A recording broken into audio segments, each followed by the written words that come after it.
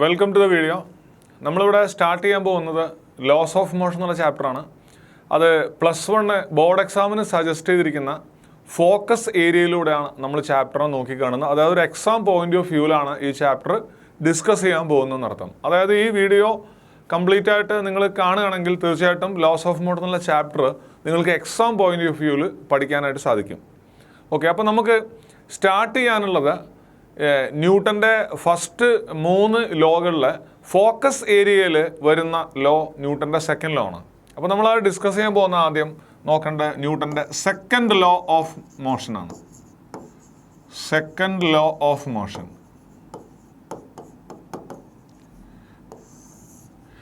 എന്തുകൊണ്ടായിരിക്കും നമ്മൾ ഫസ്റ്റ് ലോയും തേർഡ് ലോയും ഡിസ്കസ് ചെയ്യാതെ സെക്കൻഡ് ലോ മെയിൻ ഫോക്കസ് ഏരിയയിൽ കൊടുത്തിരിക്കണമെന്ന് പറയുകയാണെങ്കിൽ, ശരിക്കും ന്യൂട്ടൻ്റെ സെക്കൻഡ് ലോ ആണ് ക്ലാസിക്കൽ മെക്കാനിക്സിൻ്റെ ഫണ്ടമെൻ്റൽ ലോ എന്ന് പറയുന്നത്. ന്യൂട്ടൻ്റെ 3 ലോസിൽ സെക്കൻഡ് ലോ ആണ് ഫണ്ടമെൻ്റൽ ലോ. ബാക്കിയുള്ള 2 ലോസ്, അതായത് ഫസ്റ്റ് ലോ തേർഡ് ലോ, അതിനെ നമ്മൾ സാധാരണ ഡിറൈവ്ഡ് ലോസ് എന്ന് പറയാം. കാരണം അത് ന്യൂട്ടൻ്റെ സെക്കൻഡ് ലോയിൽ നമുക്ക് ഡിറൈവ് ചെയ്തെടുക്കാനായിട്ട് സാധിക്കും. ഒരുപക്ഷെ സ്കൂൾ ക്ലാസ്സിൽ തന്നെ F=ma എന്നുള്ള പേരിൽ ഒരു ഇക്വേഷൻ പഠിച്ചിട്ടുണ്ടാവും. ഇതാണ് ക്ലാസിക്കൽ മെക്കാനിക്സിൻ്റെ ഫണ്ടമെൻ്റൽ ഇക്വേഷനാണ് ഈ പറയണത് F=ma എന്ന് പറയണത്. ഓക്കെ, പക്ഷെ നമുക്ക് സെക്കൻഡ് ലോയിലേക്ക് ഡയറക്റ്റ്ലി പോകാനായിട്ട് സാധിക്കില്ല.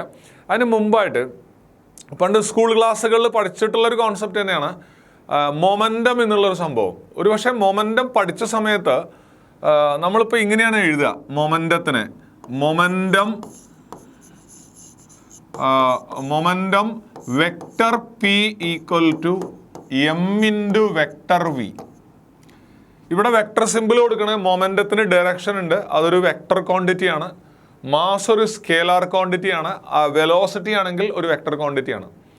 അപ്പോൾ momentum is a vector quantity. എന്താണ് മൊമെൻറ്റം എന്ന് ചോദിച്ചാൽ, ഒരുപക്ഷെ പഠിച്ചിട്ടുള്ള ഒരു ഡെഫിനിഷൻ നമ്മൾ കാണാണ്ട് പഠിച്ചിട്ടുണ്ടാവും. Momentum is the property of a moving body by virtue of its motion. ഒരു ബോഡിക്ക് അതിൻ്റെ മോഷൻ കൊണ്ട്, അതിൻ്റെ ചലനം കൊണ്ട് കിട്ടുന്ന ഒരു പ്രോപ്പർട്ടിയാണ് മൊമെൻറ്റം എന്ന് പറയുന്നത്. പക്ഷേ എന്താണ്, what is the physical meaning of momentum? പലരും അത്രയധികം ചിന്തിച്ചിട്ടുണ്ടാവാൻ സാധ്യതയില്ലാത്തൊരു സാധനമാണ് ഫിസിക്കൽ മീനിങ് ഓഫ് മൊമെൻറ്റം. ഈ മൊമെൻറ്റം എന്ന് പറയുന്ന സാധനം എന്താണ്? മൂവ് ചെയ്തുകൊണ്ടിരിക്കുന്ന ബോഡിയുടെ പ്രോപ്പർട്ടിയാണ്. അത് മെഷർ ചെയ്യണത് മാസിൻ്റെയും വെലോസിറ്റിയുടെയും പ്രൊഡക്റ്റ് ആയിട്ടാണ്. അതൊക്കെ ശരി തന്നെയാണ്. ബട്ട് ബേസിക്കലി മൊമെൻറ്റം എന്താണെന്ന് ചോദിക്കുകയാണ്. ഇപ്പോൾ എന്നോട് ചോദിക്കുകയാണെങ്കിൽ എനിക്കും ഇത് ക്ലിയർ ആയിട്ട് ബൈ വേർഡ്സ് ഡിഫൈൻ ചെയ്യാനായിട്ട് പറഞ്ഞ് മനസ്സിലാക്കേണ്ട അല്പം ബുദ്ധിമുട്ടാണ്. കാരണം മൊമെൻറ്റം എന്ന് പറഞ്ഞാൽ ശരിക്കും പറഞ്ഞാൽ ഒരു ക്വാളിറ്റേറ്റീവ് മീനിങ്ങും കൂടി അതിനുണ്ട്. നമ്മൾ മെഷർ ചെയ്യുന്ന ഈ ക്വാണ്ടിറ്റി അല്ലാണ്ട് അതിനൊരു ക്വാളിറ്റേറ്റീവ് ഗുണപരമായിട്ടുള്ള ഒരു പ്രത്യേകത മൊമെൻറ്റത്തിനുണ്ട്. മൊമെൻറ്റത്തിനെ നമ്മൾ ഡിഫൈൻ ചെയ്യാനായിട്ട് ഒരു ചലിച്ചുകൊണ്ടിരിക്കുന്ന ഒരു ബോഡിയിൽ momentum is the amount of motion contained in A body എന്നുള്ള ഒരു ഡെഫിനിഷൻ ഏതൊരു പുസ്തകത്തിൽ വായിച്ചു ഞാൻ ഓർക്കുന്നു. Momentum is the amount of motion contained in A body. അത് എന്തുമാത്രം കൺവിൻസിങ് ആണെന്നുള്ള അറിയില്ല. എനിവേ നമുക്ക് തൽക്കാലം ആ ഡെഫിനിഷനും വേണ്ട എന്ന് വിചാരിക്കുന്നു. ശരിക്കും മൊമെൻറ്റത്തിനെ എനിക്ക് തോന്നുന്നു ഏറ്റവും നന്നായിട്ട് എക്സ്പ്ലെയിൻ ചെയ്യാനായിട്ട് ഒരു മൂവ് ചെയ്യുന്ന ബോഡി, ആ ബോഡിക്ക് ഒരു കൊളീഷനിൽ ഏൽപ്പിക്കാൻ കഴിയുന്ന ഇമ്പാക്റ്റിൻ്റെ അളവാണ് മൊമെൻറ്റം എന്ന് പറഞ്ഞാൽ ഏറെക്കുറെ ശരിയാവുമെന്ന് തോന്നുന്നു. അതായത് ഡെഫിനിഷൻ പറയുകയാണെങ്കിൽ momentum is the measure of the impact produced by a body in a collision. ഒരു കൊളീഷനിൽ ഒരു ബോഡിക്ക് ഉണ്ടാക്കാൻ കഴിയുന്ന ഇമ്പാക്റ്റ്, മലയാളത്തിൽ നമ്മളതിനെ ആഘാതം എന്ന് പറയാം. ആഘാതം, ഈ ഇമ്പാക്റ്റിൻ്റെ മെഷറാണ് മൊമെൻറ്റം എന്ന് വേണമെങ്കിൽ പറയാം. ഏറെക്കുറെ കൺവിൻസിങ് ആയിട്ടുള്ള ഒരു ഡെഫിനിഷൻ ആണെന്ന് തോന്നുന്നു ഞാൻ ഈ മൂന്നാമത് പറഞ്ഞ ഡെഫിനിഷൻ. സോ ഞാനത് ഒന്നുകൂടെ റിപ്പീറ്റ് ചെയ്യണം. Momentum is the measure of the impact produced by a body in a collision. അതായത് നമ്മളൊരു ബോഡിയുമായിട്ടുള്ള കൊളീഷനെ നമ്മൾ ഭയപ്പെടുന്നത് എപ്പോഴാണ്? നമ്മൾ ഭയപ്പെടുന്ന 2 വസ്തുക്കളാണ്. ഒന്ന്, ഒരു ഗണ്ണിൽ നിന്ന് ഫയർ ചെയ്യപ്പെട്ട ബുള്ളറ്റ്, ശരിക്കും പേടിക്കുന്നതാണ്. 2, വിരണ്ടോടി വരുന്ന ഒരു ആന വിരണ്ടോടി വരികയാണെങ്കിൽ നമുക്ക് വളരെ പേടിയുള്ള 2 വസ്തുക്കളാണ്. പക്ഷേ ഈ 2 സാധനങ്ങൾ, ഒരു ഗണ്ണിൽ നിന്ന് ഫയർ ചെയ്യപ്പെട്ട ബുള്ളറ്റ് അല്ലെങ്കിൽ ഇങ്ങനെ വിരണ്ട് ഓടി വരുന്ന ഒരു ആന, ഈ 2 വസ്തുക്കളെ നോക്കുകയാണെങ്കിൽ രണ്ടും എൻറ്റയർലി ഡിഫറൻ്റ് ആണ്. ഒന്ന് പറഞ്ഞാൽ ഒരുപക്ഷെ ഒരു ഹ്യൂമൻ ബോഡിയുടെ മാസിനേക്കാൾ വളരെ വളരെ ചെറിയൊരു മാസമാണ് ബുള്ളറ്റ്. ആനയാണെങ്കിൽ ഹ്യൂമൻ ബോഡിയുടെ മാസിനേക്കാൾ വളരെ വളരെ കൂടുതലുള്ള ഒരു മാസുള്ളൊരു ബോഡിയാണ്. ഈ രണ്ട് വസ്തുക്കളെ നമ്മൾ ഭയപ്പെടുന്നു. പക്ഷെ ഒരു കാര്യം, ബുള്ളറ്റിനെ ഭയപ്പെടുന്നത് അത് ഹൈ വെലോസിറ്റിയിൽ ഫയർ ചെയ്യപ്പെടുന്നതുകൊണ്ടാണെങ്കിൽ ആനയെ ഭയപ്പെടുന്നത് ഒരിക്കലും അതിൻ്റെ ഹൈ വെലോസിറ്റി കൊണ്ടല്ല. ഒരു പക്ഷേ ഹൈ വെലോസിറ്റി ഉണ്ടായേക്കാം, പക്ഷേ ആന മൂവ് ചെയ്യുന്ന വളരെ സ്ലോ ആയിട്ടുള്ള വെലോസിറ്റിയിലാണെങ്കിൽ, വളരെ പതുക്കെയാണെങ്കിൽ പോലും we are afraid of the collision with an elephant, അല്ലെങ്കിൽ ഒരു എലിഫൻറ്റുമായിട്ടുള്ള ഒരു ഇൻട്രാക്ഷൻ നമ്മൾ ഭയപ്പെടുന്നു എന്നുള്ള സത്യമാണ്. അതായത് ബുള്ളറ്റിനെ നമ്മൾ ഭയപ്പെടാനുള്ള കാരണം അതിൻ്റെ വെലോസിറ്റിയും ആനയെ ഭയപ്പെടാനുള്ള കാരണം അതിൻ്റെ മാസുമാണ്. അപ്പോൾ ഒരു ചോദ്യം, എത്ര വെലോസിറ്റി ഉള്ള ഒരു ബോഡിയാണെങ്കിലും മാസ് ഇല്ലെങ്കിൽ നമ്മൾ പേടിക്കേണ്ട കാര്യമില്ല. ഞാനൊരു എക്സാമ്പിൾ പറഞ്ഞാൽ, നിങ്ങൾ വെയിലത്ത് നിൽക്കുന്ന സമയത്ത് സൂര്യനിലെ സോളാർ റേഡിയേഷനിലെ ഫോട്ടോണുകൾ നിങ്ങളുടെ ശരീരത്തിൽ വന്ന് വീഴുന്നുണ്ട്. ഈ ഫോട്ടോണുകൾ സഞ്ചരിക്കുന്ന വെലോസിറ്റി എന്ന് പറഞ്ഞാൽ പ്രകാശ വേഗത എല്ലാവർക്കും അറിയുന്നതാണ്. എത്രയാണ്? 3×10⁸ മീറ്റർ/സെക്കൻഡ് ആണ്. അപ്പോൾ ഇത്രയും വെലോസിറ്റിയിൽ ബുള്ളറ്റിനെക്കാളും വെലോസിറ്റിയാണ്.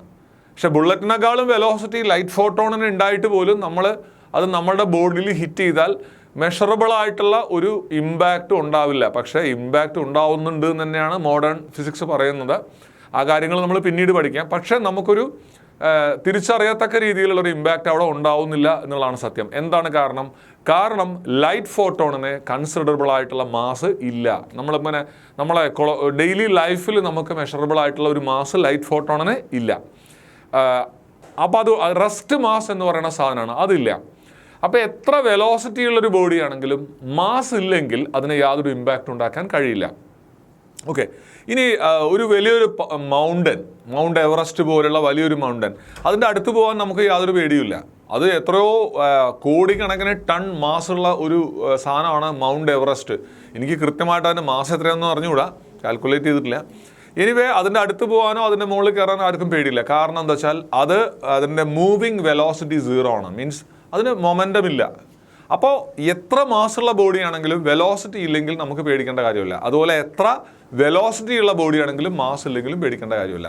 അപ്പോൾ ശരിക്കും ഒരു ബോഡി ഒരു കൊളീഷനിൽ ഉണ്ടാക്കുന്ന ഇമ്പാക്റ്റ് എന്തിനെ ഡിപ്പെൻഡ് ചെയ്യുന്നു വെച്ചാൽ അത് മാസിനെ ഡിപ്പെൻഡ് ചെയ്യുന്നു എന്നും പറയാം, വെലോസിറ്റീനെ ഡിപ്പെൻഡ് ചെയ്യുമെന്ന് പറയാം. ശരിക്കും അത് രണ്ടിൻ്റെയും കൂടെ ഒരു കമ്പൈൻഡ് എഫക്റ്റ് ആണ്. സോ ഒരു ബോഡിയുമായുള്ള കൊളീഷനിൽ നിങ്ങൾ എന്തിനാണോ ഭയപ്പെടുന്നത് അതിനെയാണ് momentum. Actually you are afraid of the momentum with a momentum of that moving particle. You are afraid of the impact which may be produced by that collision. അപ്പോൾ ഇതാണ് momentum. ഒരു body ഒരു കൊളീഷനിൽ ഉണ്ടാക്കാൻ കഴിയുന്ന ഇമ്പാക്റ്റിൻ്റെ അളവാണ് മൊമെൻറ്റം. സോ അത് അളക്കുന്നത് അതിൻ്റെ യൂണിറ്റ് kg/m/s ആണ്. ഓക്കെ, ഇനി അടുത്തതായിട്ട് എന്തുകൊണ്ടാണ് നമ്മൾ സെക്കൻഡ് ലോ ഓഫ് മോഷൻ പറയുന്നതിന് മുമ്പ് ഇത്ര വളരെ ഡീറ്റെയിൽ ആയിട്ട് നമ്മൾ മൊമെൻറ്റത്തെക്കുറിച്ച് പഠിക്കണമെന്ന് പറയുന്നത്? അതായത് സെക്കൻഡ് ലോ അനുസരിച്ച് ഒരു ബോഡിയിൽ ഒരു ഫോഴ്സ് ആക്ട് ചെയ്യപ്പെടുകയാണെങ്കിൽ ആ ബോഡിയിൽ എന്ത് ക്വാണ്ടിറ്റിയിലാണോ മാറ്റമുണ്ടാവുന്നത് ആ ക്വാണ്ടിറ്റിയാണ് momentum.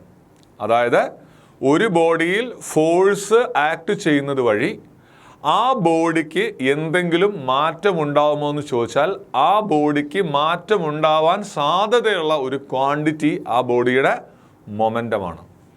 That's momentum. Momentum is that quantity which may change when a force is acted on the body. അതുകൊണ്ടാണ് നമ്മൾ സെക്കൻഡ് ലോ ഓഫ് മോഷൻ പഠിക്കുന്നതിന് മുമ്പായിട്ട് മൊമെൻറ്റം കൃത്യമായിട്ട് മനസ്സിലാക്കണം എന്ന് പറയുന്നത്. ഈ സെക്കൻഡ് ലോ ഓഫ് മോഷന് വേറൊരു പേരും കൂടെ ഉണ്ട്. സെക്കൻഡ് ലോ ഓഫ് മോഷനെ നമ്മൾ ലോ ഓഫ് ഫോഴ്സ് എന്ന് പറയും. Law of force or it is, നേരത്തെ പറഞ്ഞ പോലെ it is the fundamental law in classical mechanics. Classical മെക്കാനിക്സിൽ അടിസ്ഥാന ലോ ആണ് എന്ന് പറയാം. ഓക്കെ, ഇനി നമ്മൾ അതോട് പറഞ്ഞു ഒരു ബോഡിയിൽ നമ്മളൊരു ഫോഴ്സ് ആക്ട് ചെയ്താൽ ആ ബോഡിയിൽ എന്താണോ ചേഞ്ച് ചെയ്യണത് ആ സാധനമാണ് അതിൻ്റെ മൊമെൻറ്റം. അതായത് ഒരു പന്ത്, ഒരു ഫുട്ബോൾ നിങ്ങൾ ഗ്രൗണ്ടിൽ വെറുതെ വെച്ചിരിക്കുകയാണ്, നമ്മൾ പോയിട്ട് അതിനെ ഒന്ന് തട്ടിക്കഴിഞ്ഞു എന്ന് പറഞ്ഞാൽ ആ പന്തിൽ നമ്മളൊരു ഫോഴ്സ് അപ്ലൈ ചെയ്യണം. ഫോഴ്സ് അപ്ലൈ ചെയ്തപ്പോൾ ആ പന്ത് മൂവ് ചെയ്യാൻ തുടങ്ങിയപ്പോൾ ആ പന്തിനൊരു മൊമെൻറ്റം കിട്ടി. അതായത് മൊമെൻറ്റം ഇല്ലാതിരുന്ന പന്തിനൊരു മൊമെൻറ്റം കിട്ടി. എപ്പോൾ അതിനകത്തൊരു ഫോഴ്സ് ആക്ട് ചെയ്തപ്പോൾ. അതായത് ഫോഴ്സ് ആക്ട് ചെയ്തത് വഴി പന്തിൻ്റെ മൊമെൻറ്റം ഇൻക്രീസ് ചെയ്തു എന്ന് പറയാം. ഇൻക്രീസ് ചെയ്തു പറഞ്ഞാൽ 0-ൽ നിന്ന് കൂടിക്കഴിഞ്ഞാൽ ഇൻക്രീസ് ചെയ്തു എന്ന് തന്നെ പറയാം. ഇനി അടുത്ത് പറയാം, ഒരു മൂവ് ചെയ്തുകൊണ്ടിരിക്കുന്ന ഒരു പന്തിനെ നിങ്ങൾ പിടിച്ചു വെക്കുകയാണ്. അവിടെ നിങ്ങൾ ഫോഴ്സാണ് കൊടുത്തത്. പക്ഷേ ഈ പ്രാവശ്യം ഫോഴ്സ് കൊടുത്തത് എന്തിനാണ്? അതിൻ്റെ മൊമെൻറ്റത്തിനെ 0 ആക്കാനായിട്ടാണ്. അപ്പോൾ നിങ്ങൾ ഫോഴ്സ് കൊടുത്താൽ എന്താ സംഭവിക്കുക? ചിലപ്പോൾ ഒരു ബോഡിയുടെ മൊമെൻറ്റം ഇൻക്രീസ് ചെയ്യും, ചിലപ്പോൾ ഒരു ബോഡിയുടെ മൊമെൻറ്റം ഡിക്രീസ് ചെയ്യും. അതായത് അതിൻ്റെ മാഗ്നിറ്റ്യൂഡ്, അതിൻ്റെ വാല്യൂ കൂടുകയോ കുറയോ ചെയ്യും. ഓക്കെ, ഇനി അതല്ല, ഇത് രണ്ടും അല്ലാതെ നിങ്ങളൊരു കല്ലിൽ കയറ് കെട്ടിയിട്ട് ഇങ്ങനെ കറക്കുകയാണെങ്കിൽ, കോൺസ്റ്റൻറ്റ് സ്പീഡിൽ കറക്കുകയാണെങ്കിൽ, അവിടെ നിങ്ങൾ ആ കല്ലിൻ്റെ മുകളിൽ ഫോഴ്സ് ആക്ട് ചെയ്യുന്നുണ്ട്. പക്ഷെ അതിൻ്റെ മൊമെൻറ്റം ചേഞ്ച് ചെയ്യുന്നുണ്ടോ എന്ന് ചോദിച്ചാൽ മൊമെൻറ്റം തീർച്ചയായും ചേഞ്ച് ചെയ്യുന്നുണ്ട്. കാരണം ഈ കല്ല് ഒരു സർക്കുലാർ പാത്തിലൂടെ മൂവ് ചെയ്യുമ്പോൾ ഇതിൻ്റെ മൊമെൻറ്റത്തിൻ്റെ ഡയറക്ഷൻ ആ സർക്കുലാർ പാത്തിലേക്ക് വരയ്ക്കുന്ന ടാൻജൻറ്റിലൂടെയാണ്. അപ്പോൾ തുടർച്ചയായി ഈ കല്ലിൻ്റെ മൊമെൻറ്റത്തിൻ്റെ ഡയറക്ഷൻ മാറിക്കൊണ്ടേയിരിക്കുന്നു. ആ മൊമെൻറ്റത്തിൻ്റെ ഡയറക്ഷൻ മാറിക്കൊണ്ടേയിരിക്കാൻ കാരണം എന്താണ്? നിങ്ങൾ ആ കല്ലിൻ്റെ മുകളിൽ കയറിലൂടെ ഒരു ഫോഴ്സ് പ്രയോഗിക്കുന്നുണ്ട്. ആ ഫോഴ്സ് അപ്ലൈ ചെയ്യുന്നത് സർക്കിളിൻ്റെ സെൻറ്ററിലേക്കാണ്. ഓക്കെ, അപ്പോൾ നിങ്ങളൊരു ബോഡിയിൽ ഫോഴ്സ് ആക്ട് ചെയ്തപ്പോൾ ഇവിടെ മൊമെൻറ്റത്തിൻ്റെ മാഗ്നിറ്റ്യൂഡ്, അതിൻ്റെ വാല്യൂ കൂടുകയോ കുറയോ ചെയ്യുന്നില്ല. പക്ഷെ മൊമെൻറ്റത്തിൻ്റെ ഡയറക്ഷൻ തുടർച്ചയായി മാറിക്കൊണ്ടേയിരിക്കുന്നു. അപ്പോൾ ഒരു ബോഡിയിൽ ഫോഴ്സ് ആക്ട് ചെയ്താൽ എന്തൊക്കെ സംഭവിക്കാം? ഒന്നുകിൽ മൊമെൻറ്റത്തിൻ്റെ മാഗ്നിറ്റ്യൂഡ് ഇൻക്രീസ് ചെയ്യും, അല്ലെങ്കിൽ മൊമെൻറ്റത്തിൻ്റെ മാഗ്നിറ്റ്യൂഡ് ഡിക്രീസ് ചെയ്യും, അല്ലെങ്കിൽ മൊമെൻറ്റത്തിൻ്റെ ഡയറക്ഷൻ ചേഞ്ച് ചെയ്യും. So when an external force is, net external force is acted on a body, either the magnitude of momentum may increase or the magnitude of momentum may decrease or the direction of momentum may change. ഇത് നിങ്ങൾ കൃത്യമായി മനസ്സിലാക്കേണ്ട അടുത്ത പോയിന്റാണ്. Momentum എന്താണെന്ന് മനസ്സിലാക്കിയാൽ പിന്നെ force കൊടുത്താൽ ആ ബോഡിയുടെ മൊമെൻറ്റത്തിൽ എന്തെല്ലാം മാറ്റങ്ങൾ ഉണ്ടാവുമെന്ന് കൃത്യമായിട്ട് മനസ്സിലാക്കുക. ഓക്കെ, ഇനി ഞാൻ ഒരു എക്സാമ്പിളിലേക്ക് പോവാണ്. ഒരു എക്സാമ്പിൾ നമുക്കൊന്ന് നോക്കാം. അപ്പോൾ നമുക്കൊരു എക്സാമ്പിളിലേക്ക് വരാമെന്ന് പറഞ്ഞു. ഒരു ബോഡി, ഒരു ബോളോ എന്തെങ്കിലും ഒരു body, it's moving with a velocity u. അതിൻ്റെ മാസ് m ആണ്. ഓൾറെഡി അത് u വെലോസിറ്റിയിൽ മൂവ് ചെയ്യുന്നു. ആ ബോഡിയിൽ നമ്മളൊരു ഫോഴ്സ് ആക്ട് ചെയ്തു. A force F is acted on the body. Force act ചെയ്തപ്പോൾ ആ ബോഡിയുടെ മൊമെൻറ്റം ഇൻക്രീസ് ചെയ്തു. മൊമെൻറ്റം ഇൻക്രീസ് ചെയ്ത് യുവിൽ നിന്ന് വിയിലേക്ക് ഇൻക്രീസ് ചെയ്തു. അപ്പോൾ ചോദിക്കണ വെച്ചാൽ നമ്മൾ ഈ ഫോഴ്സ് കൊടുക്കുന്നതിന് മുമ്പ് തന്നെ ബോഡി മൂവ് ചെയ്തുകൊണ്ടിരിക്കുകയാണ്. അപ്പോൾ ബോഡിയുടെ ഇനീഷ്യൽ മൊമെൻറ്റം ഞാൻ അതിനെ P1 എന്ന് ഡിനോട്ട് ചെയ്യാണ്. അതിൻ്റെ തുടക്കത്തിലുള്ള മൊമെൻറ്റം m/u ആണ്. ഓക്കെ, ഈ ഫോഴ്സ് ആക്ട് ചെയ്തതിന് ശേഷമുള്ള അതിൻ്റെ മൊമെൻറ്റം P2 = m/v ആണ്. അപ്പോൾ അതിൻ്റെ change in momentum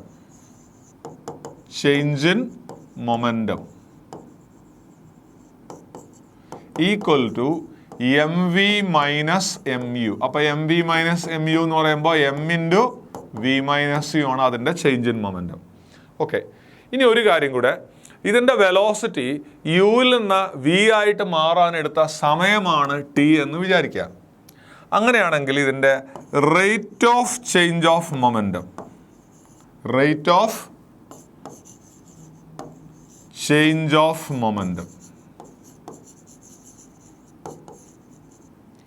equal to rate of change of momentum equal to m/v - u/t. സമയം കൊണ്ട് ഡിവൈഡ് ചെയ്യുക. That's equal to m/v - u എന്ന് പറയുമ്പോൾ ആക്സിലറേഷൻ ആണ്. v - u/t എന്ന് പറയുമ്പോൾ ആക്സിലറേഷൻ ആണ്, ma എന്ന് പറയും. ഓക്കെ, ഞാനിവിടെ എക്സ്പ്ലെയിൻ ചെയ്യുന്ന പൂർണ്ണമായും ക്ലാസിക്കൽ ഫിസിക്സിൻ്റെ ആപ്ലിക്കേഷനാണ്. മോഡേൺ ഫിസിക്സിൽ ഒരു പക്ഷേ കുറച്ച് വ്യത്യസ്തമായ രീതിയിലാണ് സെക്കൻഡ് ലോനെ അവതരിപ്പിക്കുന്നത്. നമ്മൾ തൽക്കാലം ആ ഏരിയ ഇവിടെ സ്കിപ്പ് ചെയ്യണം. അപ്പോൾ നിങ്ങളൊരു പക്ഷേ ഇങ്ങനെയല്ല, ഇത് അഡീഷണൽ ടേം ഉണ്ട് എന്നൊക്കെ നിങ്ങൾ എവിടെയെങ്കിലും പഠിക്കുകയാണെങ്കിൽ മനസ്സിലാക്കുക. നമ്മളൊരു ലിമിറ്റഡ് കേസ് മാത്രമാണ് ഇവിടെ എക്സ്പ്ലെയിൻ ചെയ്യുന്നത്. ഓക്കെ, അപ്പോൾ നമ്മളെ സംബന്ധിച്ചിടത്തോളം rate of change of momentum എന്ന് പറഞ്ഞാൽ ma ആണ്. അപ്പോൾ നിങ്ങൾ മാസ് ഇൻറ്റു ആക്സിലറേഷൻ എന്ന് പറഞ്ഞ ക്വാണ്ടിറ്റി എന്താണ്? It is rate of change of momentum.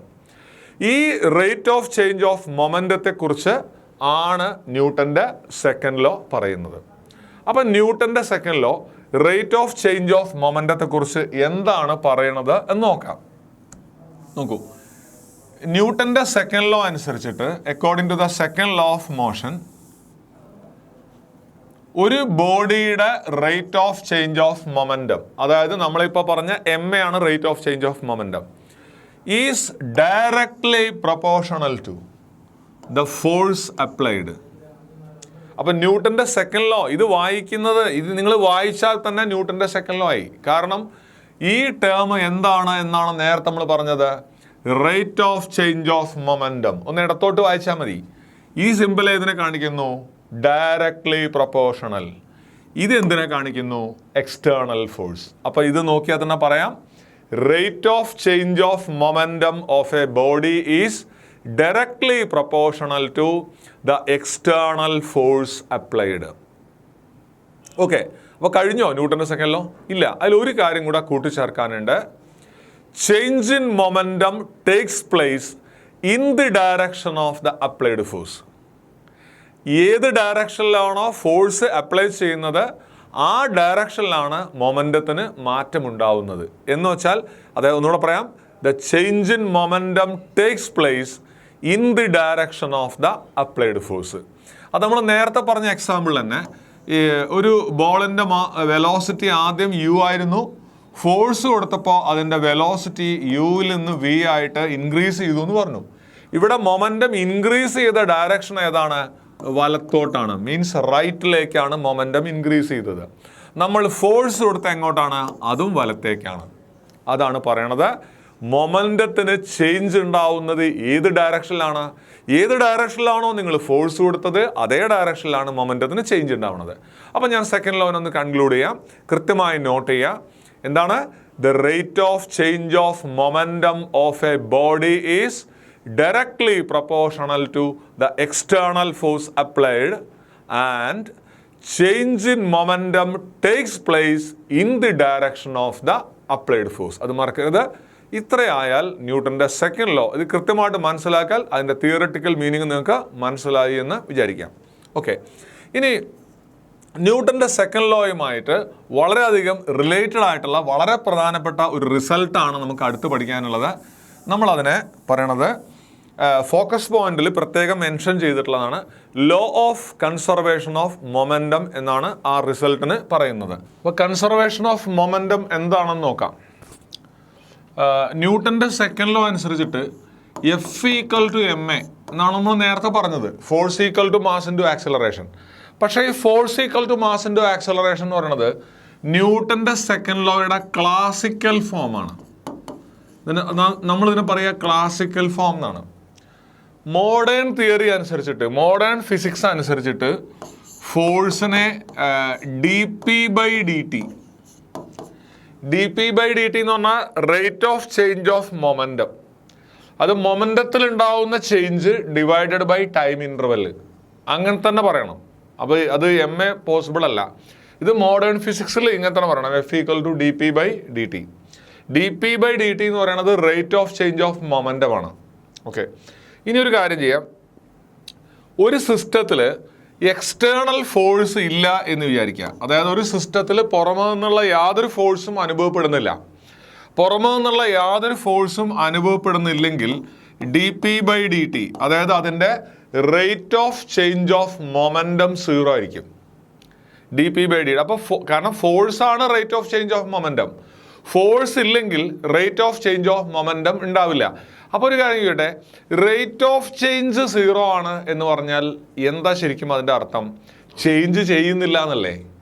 അതായത് മൊമെന്റം കോൺസ്റ്റന്റ് ആണ് എന്നാണ് അതിൻ്റെ meaning. Momentum of the body is a constant. അതായത് മൊമെന്റം എന്ന് പറഞ്ഞാൽ P equal to a constant. ഇപ്പോൾ നിങ്ങൾക്കൊരു 10, 18 അല്ലെങ്കിൽ 21 വയസ്സാവുന്നത് ഓരോ വർഷവും നിങ്ങളുടെ ഹൈറ്റ് കൂടി വരും. അപ്പോൾ നമുക്ക് വേണമെങ്കിൽ rate of change of height പറയാം. അത് ഒരു വർഷത്തിൽ ഇത്ര ഹൈറ്റ് കൂടി. ഇപ്പോൾ നമുക്ക് വേണമെങ്കിൽ ഒരു 1 ഇഞ്ച് പെർ ഇയർന്നോ അല്ലെങ്കിൽ 2 ഇഞ്ച് പെർ ഇയർന്നോ ഒക്കെ നമുക്ക് ഓരോരുത്തരുടെയും പിന്നെ വളർച്ചയ്ക്കനുസരിച്ച് പറയാം. അത് നിങ്ങളുടെ rate of change per year ആണ്. പെർ ടൈം അവിടെ സമയമായിട്ട് എടുത്തിരിക്കുന്നത് വർഷത്തിനെയാണ്. പക്ഷെ വൺസ് നിങ്ങളൊരു 21 വയസ്സ് കഴിഞ്ഞ് കഴിഞ്ഞാൽ പിന്നെ നിങ്ങളുടെ rate of change per year 0 ആണ്. അപ്പോൾ റേറ്റ് ഓഫ് ചേഞ്ച് ഇല്ല എന്ന് പറഞ്ഞാൽ അർത്ഥം ചേഞ്ച് ചെയ്യുന്നില്ല. കാരണം അത് കഴിഞ്ഞിട്ട് നിങ്ങളുടെ ഹൈറ്റ് കോൺസ്റ്റൻ്റ് ആണ്. അതുപോലെ തന്നെ rate of change of momentum 0 എന്ന് പറഞ്ഞാൽ പിന്നെ അർത്ഥം അതിൻ്റെ മൊമെൻറ്റം പിന്നീട് കോൺസ്റ്റൻ്റ് ആണ്. അപ്പോൾ പ്രാക്ടിക്കലി ഒരു സിസ്റ്റത്തിൽ എക്സ്റ്റേണൽ ഫോഴ്സ്, പുറമെ നിന്നുള്ള ഒരു ഫോഴ്സ് അപ്ലൈ ചെയ്യപ്പെടുന്നില്ലെങ്കിൽ ആ സിസ്റ്റത്തിൻ്റെ ടോട്ടൽ മൊമെൻറ്റം കോൺസ്റ്റൻ്റ് ആയിരിക്കും. ആൻഡ് ദിസ് ലോ, ഈ ലോനെ പറഞ്ഞ പേരാണ് നമ്മൾ എന്താ പറയുക, law of conservation of momentum എന്ന് പറയുന്നത്. അപ്പോൾ ലോ ഓഫ് കൺസർവേഷൻ ഓഫ് മൊമെൻറ്റത്തിൻ്റെ സ്റ്റേറ്റ്മെൻറ്റ് എന്നോട് പറയാം, if no external force is acted on a system its total momentum is a constant. The law is law of conservation of momentum.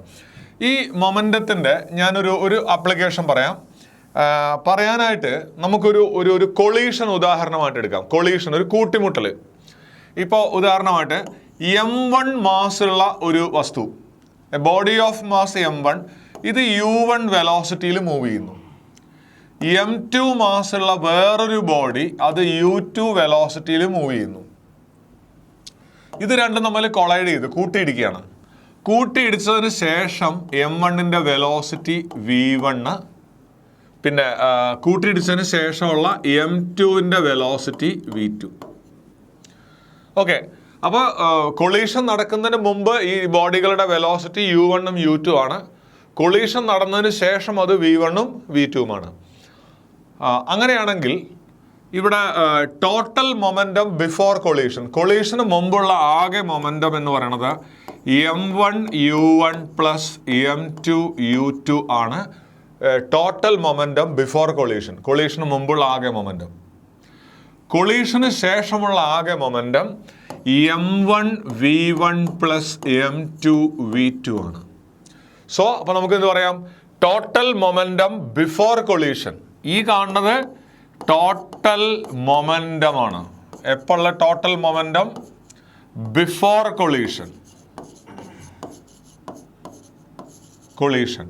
ഇത് total momentum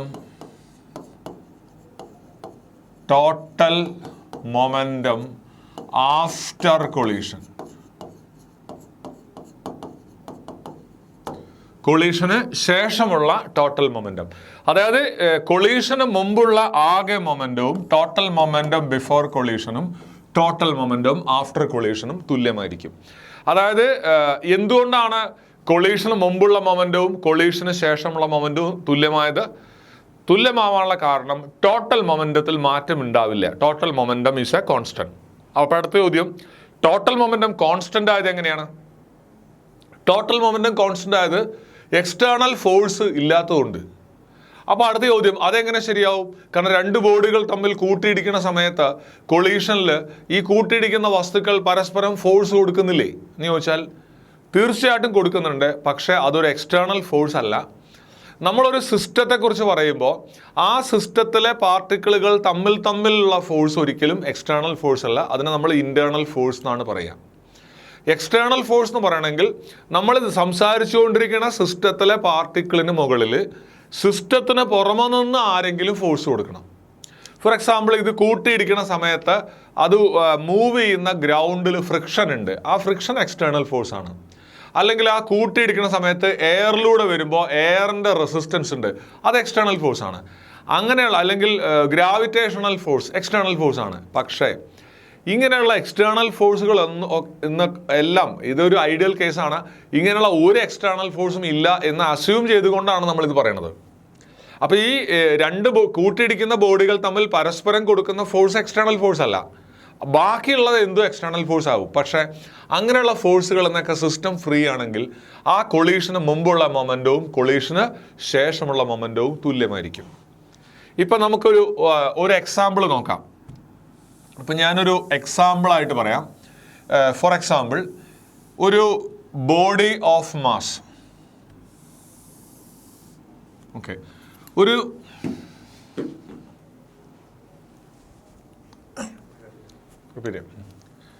അപ്പോൾ ഞാനൊരു എക്സാമ്പിളായിട്ട് പറയാം. ഒരു body of mass 2 kilogram moving with velocity 2 metre per second, 2 metre per second വെലോസിറ്റിയിൽ move ചെയ്യാണ്. വേറൊരു body 3 kilogram, അത് 1 മീറ്റർ പെർ സെക്കൻഡ് വെലോസിറ്റിയിൽ മൂവ് ചെയ്യണം. ഈ രണ്ട് ബോഡികൾ തമ്മിൽ കൊളൈഡ് ചെയ്തു, കൂട്ടിയിടിച്ചു. കൊളീഷന് ശേഷം 2 കിലോഗ്രാം മാസുള്ള ബോഡി റസ്റ്റിലേക്ക് വന്നു. അതായത് റസ്റ്റിലേക്ക് വന്നു പറഞ്ഞാൽ അതിൻ്റെ വെലോസിറ്റി 0 ആയി. അങ്ങനെയാണെങ്കിൽ 3 കിലോഗ്രാം മാസ് മൂവ് ചെയ്യുന്ന വെലോസിറ്റി എത്രയാണ് എന്നാണ് ക്വസ്റ്റ്യൻ. ഒരു എക്സാമ്പിളാണ്. അതൊന്ന് റിപ്പീറ്റ് ചെയ്യാം. 2 കിലോഗ്രാം മാസുള്ള ബോഡി 2 മീറ്റർ പെർ സെക്കൻഡ് വെലോസിറ്റിയിൽ പോകുന്നു. അതിൻ്റെ മുന്നിൽ 3 കിലോഗ്രാം മാസുള്ള മറ്റൊരു ബോഡി 1 മീറ്റർ പെർ സെക്കൻഡ് വെലോസിറ്റിയിൽ പോകുന്നു. കൂട്ടിയിടിച്ചതിന് ശേഷം 2 കിലോഗ്രാം മാസുള്ള ബോഡി റസ്റ്റിലേക്ക് വന്നു. പക്ഷെ 3 കിലോഗ്രാം മാസുള്ള ബോഡി കണ്ടിന്യൂ ദ മോഷൻ. അപ്പോൾ അത് എത്ര വെലോസിറ്റിയിലാണ് മൂവ് ചെയ്യുന്നതെന്നാണ് കണ്ടുപിടിക്കേണ്ടത്. അപ്പോൾ നമുക്കൊരു കാര്യം ചെയ്യാം. m1 u1 equal to m2 u2.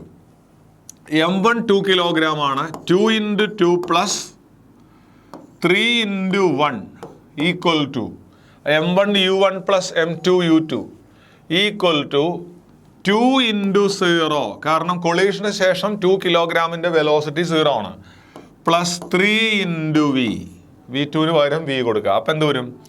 2 × 2 4, 4 + 3 7 equal to 3v. അപ്പോൾ v equal to 7/3 metre per second.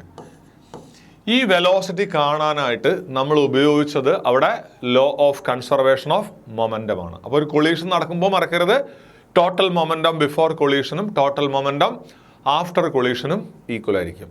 ഇനി നമുക്ക് വേറൊരു എക്സാമ്പിൾ, ഒരു കൊളീഷൻ അല്ലാണ്ട് ഒരു എക്സ്പ്ലോഷൻ, ഒരു പൊട്ടിത്തെറി, ഒരു എക്സ്പ്ലോഷൻ നടക്കുകയാണ്. Explosion of a body.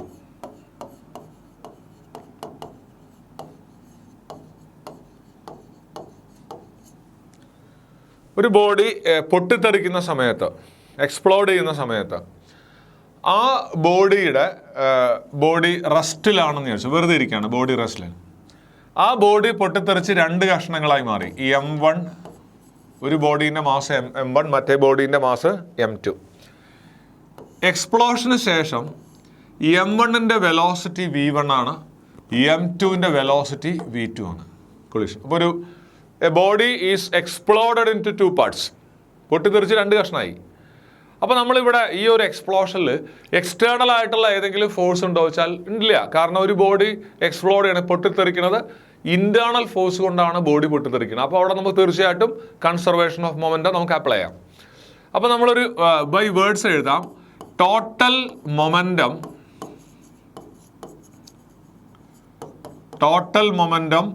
before explosion. Total momentum before explosion equal to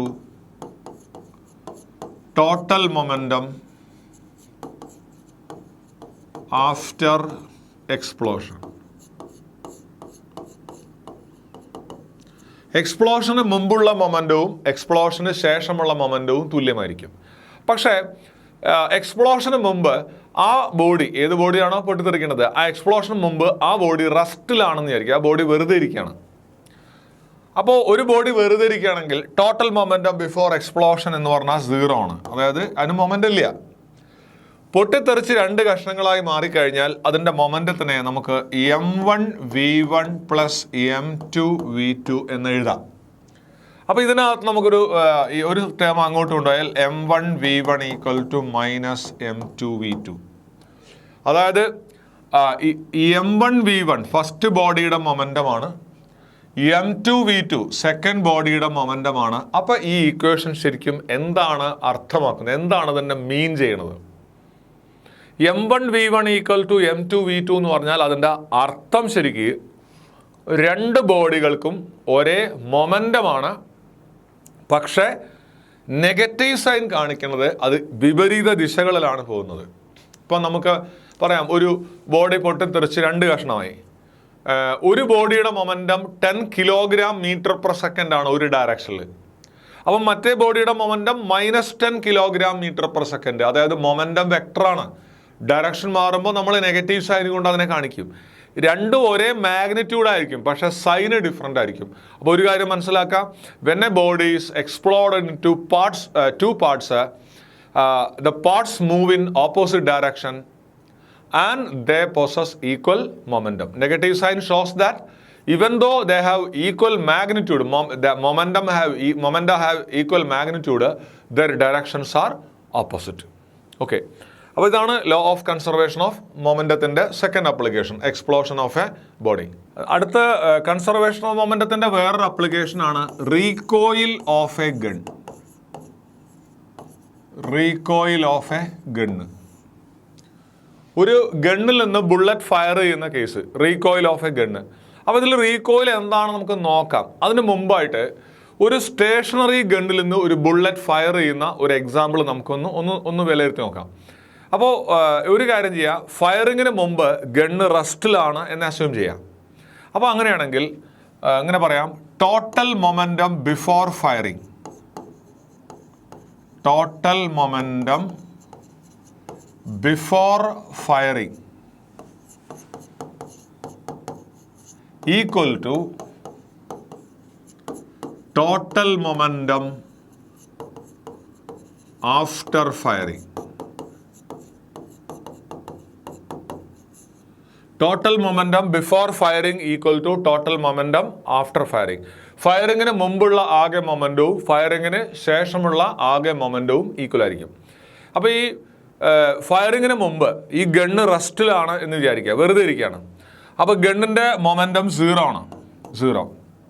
ഇനി ടോട്ടൽ മൊമെൻറ്റം ആഫ്റ്റർ ഫയറിങ്, ഫയറിങ്ങിന് ശേഷം ബുള്ളറ്റിനും ഗണ്ണിനും മൊമെൻറ്റം ഉണ്ടാവും. അതുകൊണ്ട് ഞാനൊരു കാര്യം ചെയ്യാണ്, MBVB എന്ന് എഴുതുകയാണ്. MBVB ഫോർ ബുള്ളറ്റ്, ബുള്ളറ്റിൻ്റെ momentum. MGVG, G for gun. അപ്പോൾ MGVG പറഞ്ഞാൽ ഗണ്ണിൻ്റെ മൊമെൻറ്റം. അപ്പോൾ നമുക്ക് ഇങ്ങനെ എഴുതാം, MGVG equal to minus MBVB. Momentum of gun എന്ന് പറയുന്നത് negative of momentum of bullet. അപ്പോൾ what is VG? VG equal to minus MBVB divided by MG.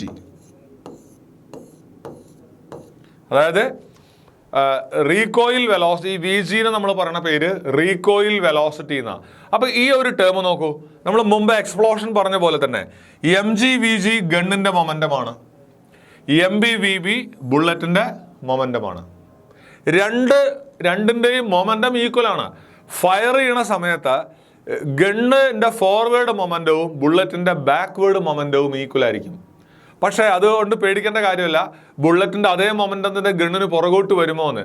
Momentum രണ്ടിനും സെയിം ആണെങ്കിലും ഗണ്ണ് വളരെ മാസീവ് ആയതുകൊണ്ട് അതിന് പുറകോട്ട് വരുന്ന വെലോസിറ്റി കുറവായിരിക്കും. അപ്പോൾ ലെസ് ഇമ്പാക്റ്റ് മാത്രമേ ആ ഗണ്ണ് കൊണ്ടുള്ള, ബുള്ളറ്റ് കൊണ്ടുള്ള കൊളീഷൻ വളരെ മാരകമായ ഇമ്പാക്റ്റ് ഉണ്ടാക്കുമെങ്കിലും പുറകോട്ട് വരുന്ന ഗണ്ണിൻ്റെ കൊളീഷൻ റിലേറ്റീവ്ലി വളരെ കുറഞ്ഞ ഇമ്പാക്റ്റ് മാത്രമേ ഉണ്ടാക്കുന്നുള്ളൂ. കാരണം ഗണ്ണ് വളരെ മാസീവ് ആയതുകൊണ്ട് അതിൻ്റെ പുറകോട്ടുള്ള വെലോസിറ്റി കുറവായിരിക്കും. അതുകൊണ്ടാണ് ഗണ്ണ് മാസീവ് ആക്കുന്നത്. ബുള്ളറ്റിനേക്കാൾ വളരെ കൂടുതൽ മാസീവ് ആയിരിക്കണം ഗണ്ണ്, എന്നാൽ മാത്രമേ അതിൻ്റെ റീകോയിൽ റെഡ്യൂസ് ചെയ്യാൻ പറ്റുള്ളൂ. So what is recoil? When a bullet is fired from a gun, the gun move backward. This backward motion of the gun is called recoil and velocity with which the gun move backward is called recoil velocity.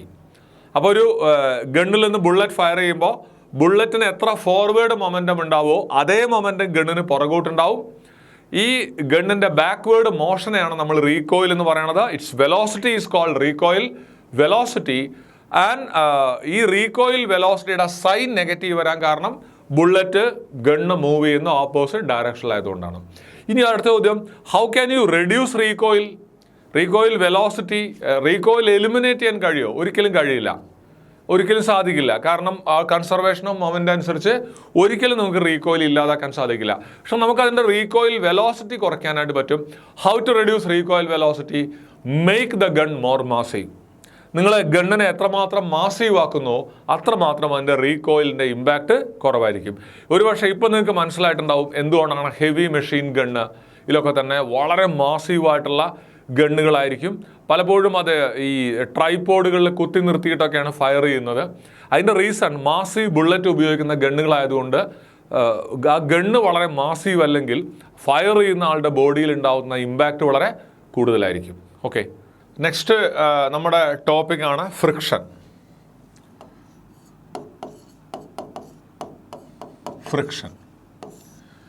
ഫ്രിക്ഷനെ നമ്മൾ മലയാളത്തിൽ ഘർഷണം എന്നൊക്കെ പറയും. ഒരുപക്ഷെ നമ്മുടെ daily ലൈഫിൽ നമുക്ക് ഒരിക്കലും ഒഴിവാക്കാൻ പറ്റാത്ത ഓരോ മൊമെൻറ്റിലും നമ്മളെ ഇൻഫ്ലുവൻസ് ചെയ്യുന്ന ഒരു ഫോഴ്സാണ് ഫ്രിക്ഷൻ എന്ന് പറയുന്നത്. നമ്മളെ റോഡിൽ നമ്മൾ വണ്ടി ഓടിക്കുന്ന സമയത്ത് നമ്മുടെ പെട്രോൾ കത്തുന്നത് മെയിൻലി ഫ്രിക്ഷനെ ഓവർകം ചെയ്യാനായിട്ടാണ്. അല്ലെങ്കിൽ നമ്മുടെ ഇങ്ങനെയുള്ളൊരു കാര്യം ഒരു ഫ്രിക്ഷൻ ഇല്ല, ഒരു പക്ഷേ ഇല്ലായിരുന്നെങ്കിൽ ഒരു പക്ഷേ വണ്ടി ഒരു തള്ളു കൊടുത്തു കഴിഞ്ഞാൽ വണ്ടി ഡയറക്റ്റ് പോകും, പിന്നെ വേറെ ഫോഴ്സിൻ്റെ ആവശ്യമൊന്നുമില്ല. എയറിൻ്റെ യാതൊരു തരത്തിലുള്ള ഫ്രിക്ഷണൽ ഫോഴ്സും ഇല്ലെങ്കിലത്തെ കാര്യമാണ് പറഞ്ഞത്. പക്ഷെ അത് പ്രാക്ടിക്കലി നടപ്പുള്ള കാര്യമെല്ലാം നമുക്കറിയാം. അപ്പോൾ എന്താണ് ഫ്രിക്ഷണൽ ഫോഴ്സ്? നമ്മൾക്ക് എങ്ങനെ അതിനെ വളരെ സിമ്പിളായിട്ട് എങ്ങനെ ഫ്രിക്ഷണൽ ഫോഴ്സിനെ നമുക്ക് ഡിഫൈൻ ചെയ്യാൻ പറ്റും? ഫ്രിക്ഷണൽ ഫോഴ്സ്, ഒരു ബോഡി ഇങ്ങനെ പറയാൻ വേണമെങ്കിൽ ഒരു സർഫസിലൂടെ ഒരു ബോഡി മൂവ് ചെയ്യാൻ ശ്രമിക്കുമ്പോൾ, രണ്ട് ബോഡികൾ കോണ്ടാക്റ്റിലാണെങ്കിൽ, suppose 2 bodies are in contact, അങ്ങനെയാണെങ്കിൽ frictional force is the force which oppose the relative motion between 2 bodies in contact. ഇങ്ങനെ 2 ബോഡികൾ കോണ്ടാക്റ്റിലാണെങ്കിൽ, പരസ്പരം കോണ്ടാക്റ്റിലാണെങ്കിൽ, അവയുടെ റിലേറ്റീവ് മോഷൻ, ആപേക്ഷികമായ ചലനത്തെ എന്ന് മലയാളത്തിൽ പറയുന്നു, അവയുടെ റിലേറ്റീവ് മോഷനെ തടയുന്ന എന്നല്ല, തടയാൻ ശ്രമിക്കുന്ന ഫോഴ്സാണ് ഫ്രിക്ഷണൽ ഫോഴ്സ്. എങ്ങനെ? Frictional force is the force which oppose the relative motion between 2 bodies in contact. പരസ്പരം കോണ്ടാക്റ്റിൽ ഇരിക്കുന്ന 2 ബോഡികളുടെ ആപേക്ഷികമായിട്ടുള്ള ചലനം, റിലേറ്റീവ് മോഷനെ ഒപ്പോസ് ചെയ്യുന്ന ഫോഴ്സാണ് ഫ്രിക്ഷണൽ ഫോഴ്സ്. ഓക്കെ, അപ്പോൾ നമുക്ക് ഫ്രിക്ഷണൽ ഫോഴ്സിനെ പ്രധാനമായിട്ടും 2ആയിട്ട് ക്ലാസിഫൈ ചെയ്യാം. ഞാനതിൽ ആദ്യത്തെ സാധനമാണ് പറയുന്നത്, ഫസ്റ്റത്തെ ടൈപ്പാണ് സ്റ്റാറ്റിക് ഫ്രിക്ഷൻ.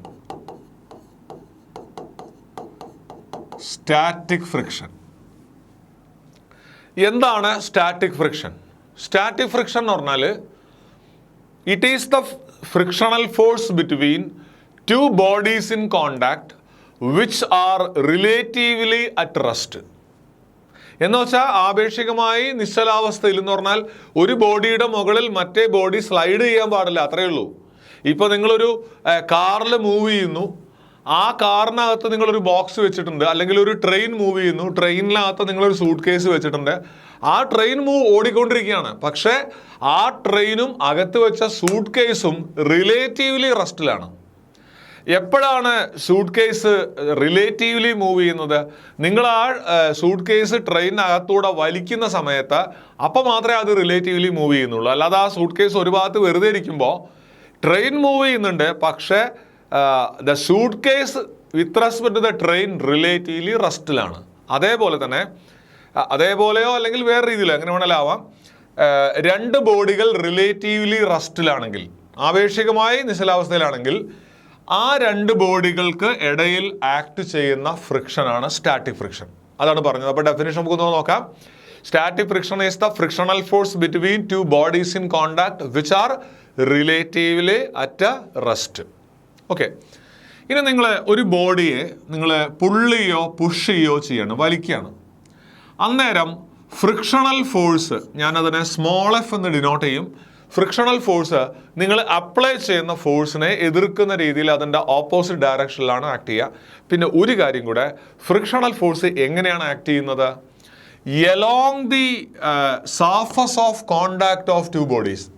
2 ബോഡികളുടെയും സർഫസ് ഓഫ് കോണ്ടാക്റ്റിലൂടെയാണ് ഫ്രിക്ഷണൽ ഫോഴ്സ് അനുഭവപ്പെടുന്നത്, അല്ലെങ്കിൽ ഫ്രിക്ഷണൽ ഫോഴ്സ് ആക്ട് ചെയ്യുന്നത്.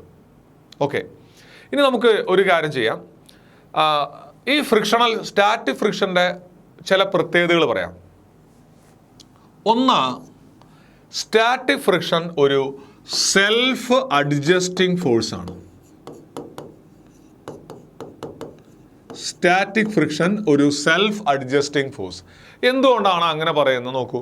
നിങ്ങൾ നല്ല വെയിറ്റുള്ള, നല്ല ഭാരമുള്ള ഒരു ഇരുമ്പ് മേശ, നല്ല വെയിറ്റുള്ള ഒരു മേശ നിങ്ങൾ ചെറുതായിട്ടൊന്ന് തള്ളുകയാണെങ്കിൽ ഒരിക്കലും ആ മേശ മൂവ് ചെയ്യില്ല. എന്തായിരിക്കും കാരണം? ആ മേശയുടെ കാലിൻ്റെയും ഗ്രൗണ്ടിൻ്റെയും ഇടയിലുള്ള ഫ്രിക്ഷണൽ ഫോഴ്സ് നിങ്ങൾ കൊടുത്ത ഫോഴ്സിനോട് ഈക്വൽ ആയിരിക്കും. അതായത് നിങ്ങളിവിടെ 5 ന്യൂട്ടൺ ഫോഴ്സാണ് കൊടുത്തതെങ്കിൽ ആ ഫ്രിക്ഷണൽ ഫോഴ്സും 5 ന്യൂട്ടൺ ആയിരിക്കും. അതായത് നിങ്ങൾ കൊടുത്ത ഫോഴ്സിനെ ആ ഫ്രിക്ഷണൽ ഫോഴ്സ് ക്യാൻസൽ ചെയ്യും. അപ്പം നിങ്ങൾ എന്ത് ചെയ്യുന്നു? ഒരല്പം കൂടെ വലിയ ഫോഴ്സ് കൊടുത്തു. നിങ്ങളൊരു 15 ന്യൂട്ടൺ ഫോഴ്സ് കൊടുത്തു. ഇപ്പോഴും ആ കസേര മൂവ് ചെയ്യില്ല. കാരണം ആ കസേരയുടെയും അല്ലെങ്കിൽ ആ മേശയുടെയും നിങ്ങൾ തള്ളുന്ന എന്താണോ അതിൻ്റെയും ഗ്രൗണ്ടിൻ്റെയും ഇടയ്ക്കുള്ള ഫ്രിക്ഷണൽ ഫോഴ്സും 15 ന്യൂട്ടൺ ആവും. അപ്പോൾ ഇവിടെ നോക്കൂ, നിങ്ങൾ നേരത്തെ 5 ന്യൂട്ടൺ കൊടുത്തപ്പോൾ ഫ്രിക്ഷണൽ ഫോഴ്സ് 5 ന്യൂട്ടൺ ആയിരുന്നു. നിങ്ങൾ 15 ന്യൂട്ടൺ കൊടുത്തപ്പോൾ ഫ്രിക്ഷണൽ ഫോഴ്സ് 15 ന്യൂട്ടൺ ആയി. അതുകൊണ്ടാണ് ഇതിനെ നമ്മളൊരു സെൽഫ് അഡ്ജസ്റ്റിംഗ് ഫോഴ്സ് എന്ന് പറയുന്നത്. Static friction is a self adjusting force. എന്താ കാരണം? Because it increase or decrease when the applied force increase or decrease. So when the applied force is increased, static friction is also increased. When the applied force is decreased, static friction is also decreased. Okay. ഇനി 2, static ഫ്രിക്ഷൻ്റെ അടുത്ത പ്രത്യേകത എന്താ വെച്ചാൽ static friction prevent the impending motion. Static friction prevent the impending motion. Static friction prevent the impending motion എന്ന് പറഞ്ഞാൽ what is this impending motion? അതായത് ഒരു കാര്യം ചെയ്യുക, അവിടെ ഫ്രിക്ഷൻ ഇല്ലായിരുന്നെങ്കിൽ നിങ്ങൾ ഫോഴ്സ് കൊടുത്താൽ ബോഡി മൂവ് ചെയ്യുമായിരുന്നു. അതായത് ഒട്ടും ഫ്രിക്ഷൻ ഇല്ലാത്ത ഒരു സർഫസിൽ നിങ്ങളൊരു ബോഡിയിൽ ഫോഴ്സ് കൊടുത്താൽ ആ ബോഡി മൂവ് ചെയ്യില്ലേ? അതാണ് പറയണത്. ആ ഫ്രിക്ഷൻ ഇല്ലായിരുന്നെങ്കിൽ അവിടെ ഒരു ചലനം നടക്കുമായിരുന്നില്ലേ? ആ നടക്കുമായിരുന്ന ചലനം എന്നുള്ള അർത്ഥത്തിലാണ് ഇംപെൻഡിങ് മോഷൻ എന്ന് പറയുന്നത്. ഇംപെൻഡിങ്, നടക്കാതെ പോയ ചലനം എന്ന് വേണമെങ്കിൽ പറയാം. അപ്പോൾ static friction prevent the impending motion എന്ന് വെച്ചാൽ ഫ്രിക്ഷന്റെ അഭാവത്തിൽ നടക്കുമായിരുന്ന ഒരു മോഷനെ ആ ഫ്രിക്ഷൻ ക്യാൻസൽ ചെയ്യുന്നു, ഇല്ലാതാക്കുന്നു. ഓക്കെ. ഇനി ഇതിൻ്റെ മൂന്നാമത്തെ പ്രത്യേകത, static friction has a maximum value. It has a maximum value. Static friction ഒരു പരമാവധി വാല്യൂ ഉണ്ട്. ഈ പരമാവധി വാല്യൂവിനെയാണ് നമ്മൾ ലിമിറ്റിംഗ് ഫ്രിക്ഷൻ എന്ന് പറയുന്നത്. അപ്പോൾ സ്റ്റാറ്റിക് ഫ്രിക്ഷൻ ഒരു പരമാവധി വാല്യൂ ഉണ്ട്. That maximum value of static friction is called limiting friction. അപ്പോൾ ഈ 3 കാര്യങ്ങളാണ് നിങ്ങൾ ബേസിക്കലി നോട്ട് ചെയ്യേണ്ടത്. Static friction is a self adjusting force. എന്തുകൊണ്ടാണെന്ന് പറഞ്ഞു പഠിക്കുക. It prevent the impending motion. 3, it has a maximum value called limiting friction. എന്ന് വെച്ചാൽ അതിൻ്റെ അർത്ഥം നിങ്ങൾ എപ്പോഴാണോ ലിമിറ്റിംഗ് ഫ്രിക്ഷനേക്കാൾ കൂടുതലുള്ള ഫോഴ്സ് കൊടുക്കുന്നത് അപ്പോൾ ആ ബോഡി മൂവ് ചെയ്യാൻ തുടങ്ങും.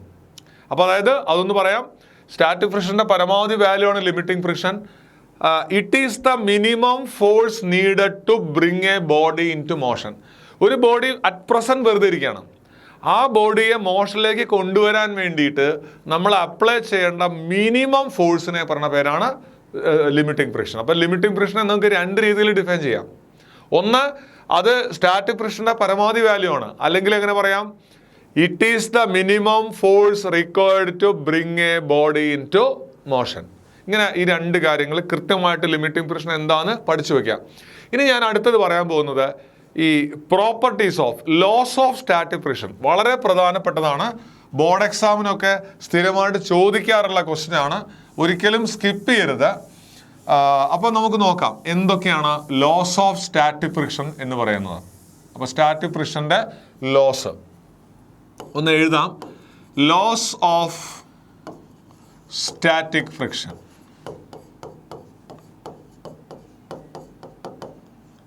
Okay, laws of static friction. Static ഫ്രിക്ഷൻ്റെ ഒന്നാമത്തെ law, the first law of static friction എന്ന് പറയുന്നത്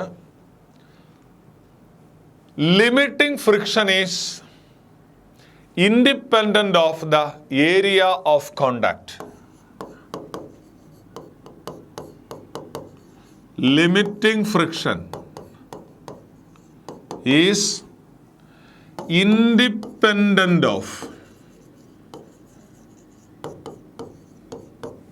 of the area of contact.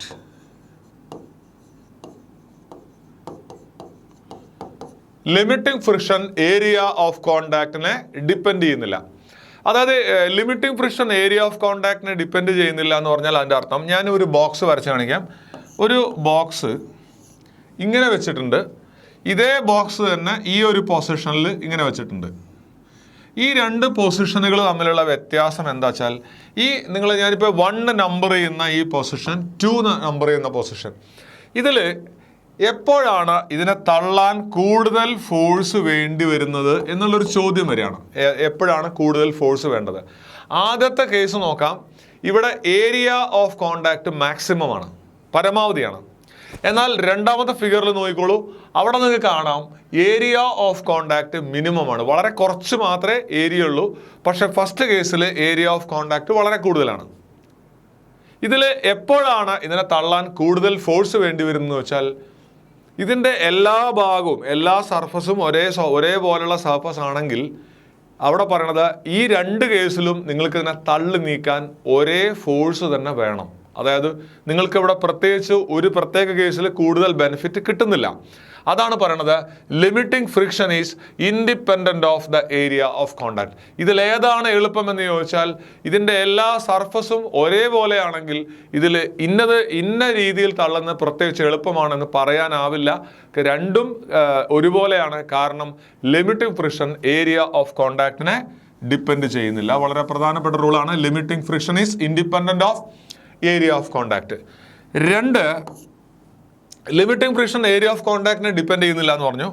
പക്ഷേ ലിമിറ്റിംഗ് ഫ്രിക്ഷൻ ഡിപ്പെൻഡ് ചെയ്യുന്ന ഒരു സംഭവമുണ്ട്, ഒരു കാര്യമുണ്ട്. Limiting friction depends on the nature.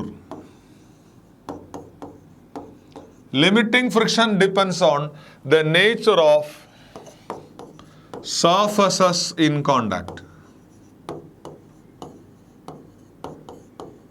Okay, കോണ്ടാക്റ്റിലിരിക്കുന്ന സർഫസിൻ്റെ നേച്ചറിനെ ഡിപ്പെൻഡ് ചെയ്യും. അതായത് അത് സ്മൂത്ത് ആണോ റഫ് ആണോ എന്നുള്ളതിനെ ഡിപ്പെൻഡ് ചെയ്യും. അതായത് സ്മൂത്ത് ആണെങ്കിൽ ഫ്രിക്ഷൻ കുറയും, റഫ് ആണെങ്കിൽ ഫ്രിക്ഷൻ കൂടും. അപ്പോൾ ലിമിറ്റിംഗ് ഫ്രിക്ഷൻ ഡിപ്പെൻഡ് ചെയ്യാത്തത് ഏരിയ ഓഫ് കോണ്ടാക്റ്റിനെയാണ്, ഡിപ്പെൻഡ് ചെയ്യുന്നത് ആ സർഫസ് ഓഫ് കോണ്ടാക്റ്റിൻ്റെ നേച്ചറിനെയാണ്. It depends on the nature of surfaces in contact. Okay, മൂന്നാമത്തെ പ്രോപ്പർട്ടിയാണ് limiting friction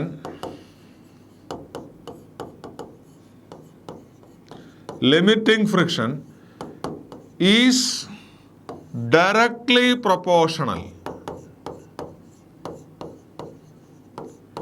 Limiting friction is directly proportional to the normal reaction.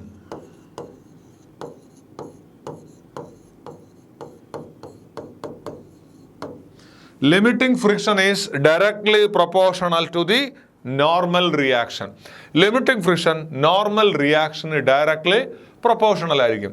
ഇതിൽ ആദ്യത്തെ 2 ഭാഗം നമ്മൾ എക്സ്പ്ലെയിൻ ചെയ്ത് കഴിഞ്ഞു. ഈ മൂന്നാമത്തെ പോയിന്റ് അത് ഞാൻ വളരെ ഡീറ്റെയിൽ ആയിട്ട് ഒന്ന് എക്സ്പ്ലെയിൻ ചെയ്യാം. സോ അത് first of all let me erase this. അപ്പോൾ മൂന്നാമത്തെ പ്രോപ്പർട്ടി എന്താണ് പറയണമെന്ന് നോക്കാം.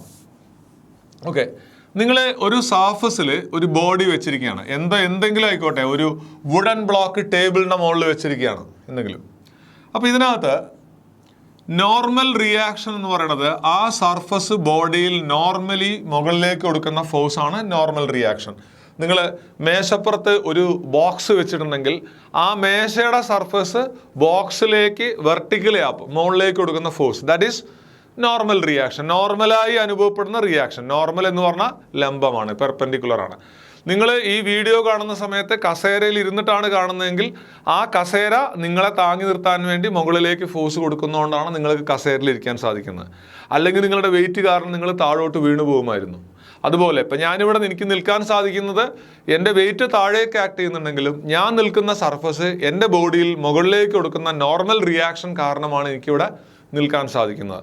നിങ്ങളുടെ ഡൈനിങ് ടേബിളിൻ്റെ മുകളിൽ ഒരു പാത്രം വെച്ചിട്ടുണ്ടെങ്കിൽ, ഒരു പാത്രമോ അല്ലെങ്കിൽ പേപ്പർ വെയിറ്റോ എന്തെങ്കിലും വെച്ചിട്ടുണ്ടെങ്കിൽ ആ ഡൈനിങ് ടേബിളിൻ്റെ സർഫസ് ആ ഒരു പാത്രത്തിൽ അല്ലെങ്കിൽ പേപ്പർ വെയിറ്റിൽ നോർമലി മുകളിലേക്ക് ഫോഴ്സ് കൊടുക്കുന്നത് കൊണ്ടാണ് അവിടെ നിൽക്കാൻ സാധിക്കുന്നത്. സോ നോർമലി എന്ന് പറഞ്ഞാൽ ലംബമായി പെർപെൻഡിക്കുലറായി അനുഭവപ്പെടുന്ന ഫോഴ്സാണ് reaction. Okay, frictional limiting friction frictional force എല്ലാം തന്നെ ആക്ട് ചെയ്യുന്നത് സർഫസിന് ടാൻജൻഷ്യൽ ആയിട്ടാണ്. ഈ ലിമിറ്റിംഗ് ഫ്രിക്ഷൻ നോർമൽ റിയാക്ഷന് ഡയറക്ട്ലി പ്രൊപ്പോർഷണൽ ആയിരിക്കും. Fs proportional to normal reaction. അപ്പോൾ limiting friction is directly proportional to normal reaction. എന്താണ് നോർമൽ റിയാക്ഷൻ? ഒരു ബോഡി ഒരു സർഫസിൽ വെച്ച് കഴിഞ്ഞാൽ ആ സർഫസ് ബോഡിയിൽ വെർട്ടിക്കലി അപ്പ് നോർമലി മുകളിലേക്ക് കൊടുക്കുന്ന ഫോഴ്സാണ് നോർമൽ റിയാക്ഷൻ. ഓക്കെ, ഇനി നമുക്കൊരു കാര്യം ചെയ്യാം. ഈ ലിമിറ്റിംഗ് ഫ്രിക്ഷൻ്റെയും നോർമൽ റിയാക്ഷൻ്റെയും റിസൾട്ടൻ്റ്, ഒരു പക്ഷേ നിങ്ങൾ റിസൾട്ടൻ്റ് ഓഫ് വെക്ടേഴ്സ് പഠിച്ചു കഴിഞ്ഞിട്ടുണ്ടെങ്കിൽ നിങ്ങൾക്ക് അത് മനസ്സിലാവും. ഈ ലിമിറ്റിംഗ് ഫ്രിക്ഷൻ്റെയും നോർമൽ റിയാക്ഷൻ്റെയും റിസൾട്ടൻ്റ്, ആ റിസൾട്ടൻ്റ് ഞാനിവിടെ വരച്ച് കാണിക്കുകയാണ്. ഈ ലിമിറ്റിംഗ് ഫ്രിക്ഷൻ, അപ്പോൾ ഇത് നോർമൽ റിയാക്ഷനാണ്, ഇത് ലിമിറ്റിംഗ് ഫ്രിക്ഷനാണ്. And this is the resultant. ഏതിൻ്റെ resultant? Resultant of normal reaction and limiting friction. Okay, നമുക്ക് നോക്കാം. നോർമൽ റിയാക്ഷനും ലിമിറ്റിംഗ് ഫ്രിക്ഷനും ഡയറക്ട്ലി പ്രൊപ്പോർഷണൽ ആണ് എന്ന് പറഞ്ഞു. അങ്ങനെയാണെങ്കിൽ ഇവിടെ ഒരു പ്രൊപ്പോർഷണാലിറ്റി കോൺസ്റ്റന്റ് ഉണ്ടാവും. ആ പ്രൊപ്പോർഷണാലിറ്റി കോൺസ്റ്റന്റിനെ നമ്മൾ μs എന്ന് ഡിനോട്ട് ചെയ്യും. μs into n normal reaction.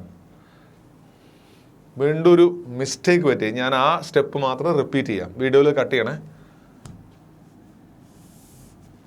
Okay, അങ്ങനെയാണെങ്കിൽ limiting friction directly proportional to normal reaction ആയതുകൊണ്ട് ലിമിറ്റിംഗ് ഫ്രിക്ഷനിൽ ഒരു പ്രൊപ്പോർഷണാലിറ്റി കോൺസ്റ്റന്റ് വരും. That proportionality constant is denoted by μs into n. എന്നാണ് normal reaction, Fs limiting friction. ഈ μsനെ പറഞ്ഞ പേരാണ്, this is called the coefficient of static friction. Limiting friction equal to μs into n. μs is called the coefficient of static friction. ഇനി നമ്മൾ നേരത്തെ കണ്ട പിക്ചറിലേക്ക് വരാം. ഈ പിക്ചറിനകത്ത് 3 ഫോഴ്സുകളാണ് നമ്മൾ പറഞ്ഞത്, 3 കാര്യങ്ങളാണ് പറഞ്ഞത്. ഒന്നാമത്തെ വെർട്ടിക്കലി മുകളിലേക്ക് normal reaction, tangentially limiting friction, and ഇത് റിസൾട്ടൻ്റ് ആണ്. രണ്ടിൻ്റെയും resultant of normal reaction and limiting friction. ഇവിടെ നമ്മളൊരു ആംഗിൾ എടുക്കാം. ഏതാണ് ആംഗിൾ?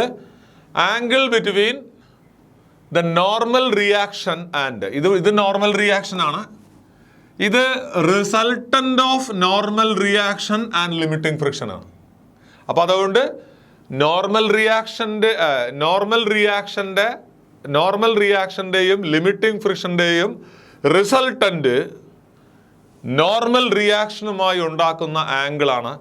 ഈ ആംഗിളിനെ we call angle of friction.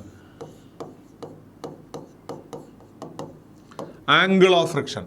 Angle of friction is the angle made by the normal reaction with the resultant of normal reaction and limiting friction. That is angle is called angle of friction. Definition കൃത്യമായിട്ട് പഠിക്കുക. അപ്പോൾ angle of friction തീറ്റ ആണെങ്കിൽ നമുക്ക് ഈ ട്രയാങ്കിളിനകത്ത് നിന്ന് tan theta കാണാം. ട്രയാങ്കിളിനകത്ത് tan theta കാണുമ്പോൾ opposite side എന്ന് പറയുന്നത് ഇതാണ് ഓപ്പോസിറ്റ് സൈഡ്. പക്ഷെ ഓപ്പോസിറ്റ് സൈഡ് ഈ സൈഡിനോട് ഈക്വൽ ആണ്. സോ അത് Fs ബൈ അഡ്ജസൻറ്റ് സൈഡ് എന്ന് പറയുന്നത് ഇതാണ്, that is n normal reaction. Tan theta equal to Fs by n. പക്ഷെ ഓൾറെഡി നമുക്ക് Fs equal to μs into n അറിയാം. അപ്പോൾ n താഴെ കൊണ്ടുവന്നാൽ Fs by n equal to μs എന്ന് കിട്ടും. This is tan theta equal to Fs by n, that's equal to μs. This is called the coefficient of static friction. ഇതിനെയാണ് നമ്മൾ coefficient of static friction എന്ന് പറയുന്നത്. Coefficient of static friction എന്ന് പറയുന്നത് നമ്മൾ already പറഞ്ഞിട്ടുണ്ട്. mu s is coefficient of static friction and theta is angle of friction. അപ്പോൾ angle of ഫ്രിക്ഷനും കോയിഫിഷ്യന്റ് ഓഫ് സ്റ്റാറ്റിക് ഫ്രിക്ഷനും തമ്മിലുള്ള റിലേഷൻ പ്രൂവ് ചെയ്യാൻ പറഞ്ഞാൽ റിലേഷൻ ചോദിച്ചാൽ നിങ്ങൾ എഴുതേണ്ട ഇതാണ് tan theta equal to mu S. ഇതാണ് കോയിഫിഷ്യന്റ് ഓഫ് സ്റ്റാറ്റിക് ഫ്രിക്ഷനും ആംഗിൾ ഓഫ് ഫ്രിക്ഷനും തമ്മിലുള്ള റിലേഷൻ. ഓക്കെ, അപ്പോൾ നമ്മളിവിടെ പറഞ്ഞത് സ്റ്റാറ്റിക് ഫ്രിക്ഷൻ എന്താണ്, അതിൻ്റെ പ്രോപ്പർട്ടീസ് എന്തൊക്കെയാണ് എന്നൊക്കെയാണ് പറഞ്ഞത്. ഇനി നമുക്ക് സെക്കൻഡ് ടൈപ്പ് ഓഫ് ഫ്രിക്ഷൻ ഒന്ന് ഡിസ്കസ് ചെയ്യാം. ഈ സ്റ്റാറ്റിക് ഫ്രിക്ഷൻ കഴിഞ്ഞാൽ അടുത്ത ടൈപ്പ് ഓഫ് ഫ്രിക്ഷൻ എന്ന് പറയുന്നത് ഇറ്റ് ഈസ് കൈനറ്റിക് ഫ്രിക്ഷൻ. ഇതിനെ നമ്മൾ വി കോൾ കൈനറ്റിക് ഫ്രിക്ഷൻ എന്ന് പറയും. Kinetic friction.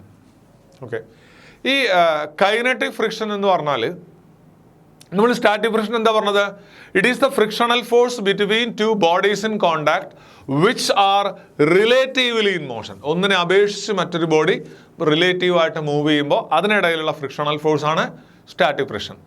അടുത്ത കൈനറ്റിക് ഫ്രിക്ഷൻ എന്ന് പറയുന്നത്, kinetic friction it is the frictional force between it is the static friction എന്ന് പറഞ്ഞാൽ it is the frictional force between two bodies in contact which are relatively at rest. Kinetic friction is the frictional force when the bodies in contact are relatively in motion. ഒരു ബോഡിയുടെ മുകളിലൂടെ മറ്റേ body slide ചെയ്യുന്ന സമയത്ത് ആ slide ചെയ്തുകൊണ്ട് move ചെയ്യുകയാണെങ്കിൽ അതിന് ഇടയിലുള്ള ഫ്രിക്ഷണൽ ഫോഴ്സിനെ പറയുന്ന പേരാണ് kinetic friction. It is the frictional force between two bodies in contact which are relatively in motion. അപ്പോൾ ഒരു ബോഡിയുടെ മുകളിലൂടെ മറ്റേ ബോഡി സ്ലൈഡ് ചെയ്ത് പോകുന്ന സമയത്ത് ഇൻ ബിറ്റ്വീനുള്ള ഫ്രിക്ഷണൽ ഫോഴ്സ് ആണ് കൈനറ്റിക് ഫ്രിക്ഷൻ. അപ്പോൾ നമുക്ക് കൈനറ്റിക് ഫ്രിക്ഷൻ്റെ ലോസ്, ഇതിൻ്റെ ലോസിലേക്ക് നമുക്ക് ഡയറക്റ്റ് ആയിട്ട് വരാം. Laws of kinetic friction.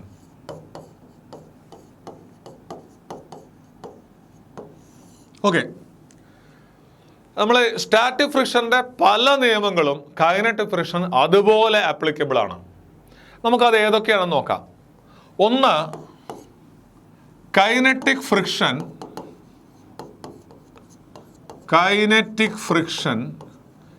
Is independent of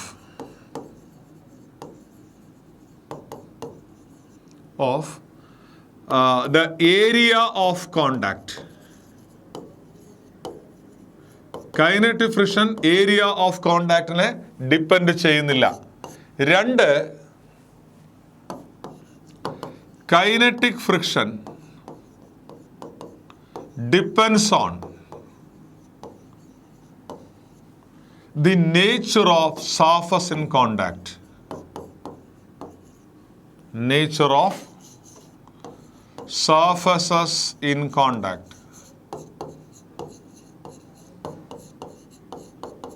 Okay. മൂന്ന്, kinetic friction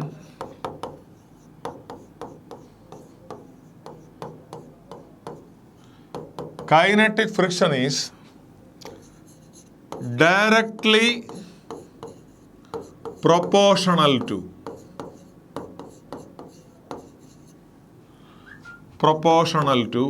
the normal reaction.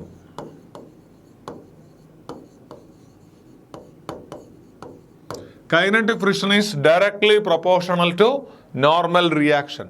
ഇനി നാലാമത്തെ പ്രോപ്പർട്ടിയാണ് kinetic friction is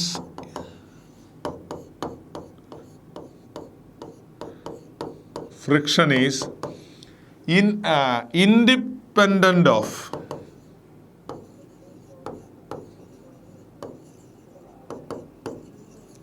velocity. Kinetic friction വെലോസിറ്റിയെ ഡിപ്പെൻഡ് ചെയ്യുന്നില്ല. അതായത് നമ്മളെ സ്റ്റാറ്റിക് ഫ്രിക്ഷൻ്റെ പല നിയമങ്ങളും കൈനറ്റിക് ഫ്രിക്ഷൻ അതുപോലെ ഒബേ ചെയ്യുന്നുണ്ട്. ഞാനൊന്ന് വായിച്ച് പറയാം. Kinetic friction is independent of the area of contact. അത് സ്റ്റാറ്റിക് ലിമിറ്റിംഗ് ഫ്രിക്ഷൻ്റെ റൂളാണ്. Kinetic friction depends on the nature of surfaces in contact. അതായത് സ്മൂത്ത് സർഫസ് ആണെങ്കിൽ ഫ്രിക്ഷൻ വളരെ കുറവായിരിക്കും, റഫ് സർഫസിൽ ഫ്രിക്ഷൻ റിലേറ്റീവ്ലി കൂടുതലായിരിക്കും. Kinetic friction is directly proportional to the normal reaction. Kinetic friction normal reaction limiting ഫ്രിക്ഷനെ പോലെ തന്നെ നോർമൽ റിയാക്ഷന് പ്രൊപ്പോർഷണൽ ആണ്. Kinetic friction is independent of velocity. അതായത് ഒരു ബോഡി ഒരു സർഫസിലൂടെ സ്ലൈഡ് ചെയ്യുമ്പോൾ ആ സ്ലൈഡിങ്ങിന്റെ വെലോസിറ്റി കൂടിയാലോ കുറഞ്ഞാലോ അത് കൈനറ്റിക് ഫ്രിക്ഷനിൽ യാതൊരു മാറ്റവും വരുത്തുന്നില്ല. കൈനറ്റിക് ഫ്രിക്ഷൻ ഓൾവേസ് കോൺസ്റ്റന്റ് ആണ്. അപ്പൊ നിങ്ങൾ നിർബന്ധമായിട്ടും ഈ ലോസ് കൃത്യമായിട്ട് പഠിച്ചു വെക്കുക. ഈ സ്റ്റാറ്റിക് ഫ്രിക്ഷന്റെയും കൈനറ്റിക് ഫ്രിക്ഷന്റെയും ലോസ് ബോർഡ് എക്സാമിൽ വളരെ ഇമ്പോർട്ടൻ്റ് ആയിട്ട് ചോദിക്കാറുള്ളതാണ്. ഓക്കെ, ഇനി നമ്മൾ ഇവിടെ പറഞ്ഞ മൂന്നാമത്തെ പ്രോപ്പർട്ടി ഉണ്ട്. അതായത് kinetic friction is directly proportional to normal reaction. നമുക്ക് കൈനറ്റിക് ഫ്രിക്ഷൻ ആക്ട് ചെയ്യുന്നത് എങ്ങനെയാണ്? സർഫസസ് ഇൻ കോണ്ടാക്റ്റിന് ടാൻജൻഷ്യൽ ആയിട്ടാണ്. ആൻഡ് നോർമൽ റിയാക്ഷൻ സർഫസിന് നോർമലാണ്. അങ്ങനെയാണെങ്കിൽ kinetic friction FK is directly proportional to normal reaction. നമ്മൾ നേരത്തെ പറഞ്ഞ പോലെ തന്നെ കൈനറ്റിക് ഫ്രിക്ഷൻ നോർമൽ റിയാക്ഷന് ഡയറക്ട്ലി പ്രൊപ്പോർഷണൽ ആണ്. അപ്പോൾ തീർച്ചയായിട്ടും ഇവിടെ ഒരു പ്രൊപ്പോർഷണാലിറ്റി കോൺസ്റ്റന്റ് ഉണ്ടാവും. ആ പ്രൊപ്പോർഷണാലിറ്റി കോൺസ്റ്റന്റിനെ μk എന്ന് ഡിനോട്ട് ചെയ്യാം. μk is the proportionality constant. ഈ μkക്ക് പറയുന്ന പേരാണ് coefficient of kinetic friction. μk is called the coefficient of kinetic friction. അപ്പോൾ എങ്ങനെ നമുക്ക് coefficient of kinetic friction എഴുതാം? μk equal to FK divided by n. നമ്മൾ നേരത്തെ പറഞ്ഞിട്ടുണ്ടോ μs എന്ന് പറഞ്ഞാൽ എന്താണ്? μs എന്ന് പറഞ്ഞാൽ FS by n. FS പറഞ്ഞാൽ limiting friction by normal reaction. Coefficient of kinetic friction എന്ന് പറഞ്ഞാൽ kinetic friction by normal reaction. അടുത്ത ചോദ്യം, FS ആണോ FK ആണോ? ഇതിലേതായിരിക്കും വലുത്? FS ആണോ FK ആയിരിക്കും? ഇതിലേതായിരിക്കും വലുത് എന്ന് വെച്ചാൽ ഇതിൽ വലിയ ടേം μs ആണ്. μs μkയേക്കാൾ വലുതാണ്. റീസൺ എന്താണെന്ന് വെച്ചാൽ ലിമിറ്റിംഗ് ഫ്രിക്ഷൻ കൈനറ്റിക് ഫ്രിക്ഷനേക്കാൾ കൂടുതലാണ്. അതായത് limiting implies FS greater than μk implies μs greater than μk implies FS greater than FK. Limiting friction kinetic ഫ്രിക്ഷനേക്കാൾ കൂടുതലാണ്.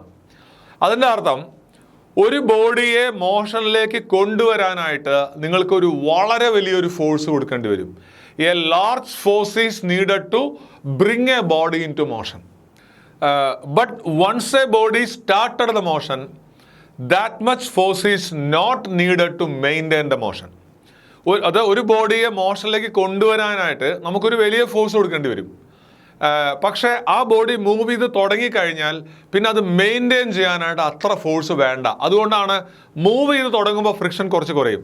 നിങ്ങൾക്കറിയാം, ഒരു നിർത്തിയിട്ട ബസ് സെൽഫ് പോയി കഴിഞ്ഞാൽ ആ ബസ് കുറേ ആൾക്കാർ തള്ളി സ്റ്റാർട്ടാക്കുകയാണെങ്കിൽ ഒരു 10-12 ആൾക്കാർ ചേർന്നിട്ടാണ് ബസ്സിനെ മോഷനിലേക്ക് കൊണ്ടുവരുന്നത്, അനക്കുന്നത്.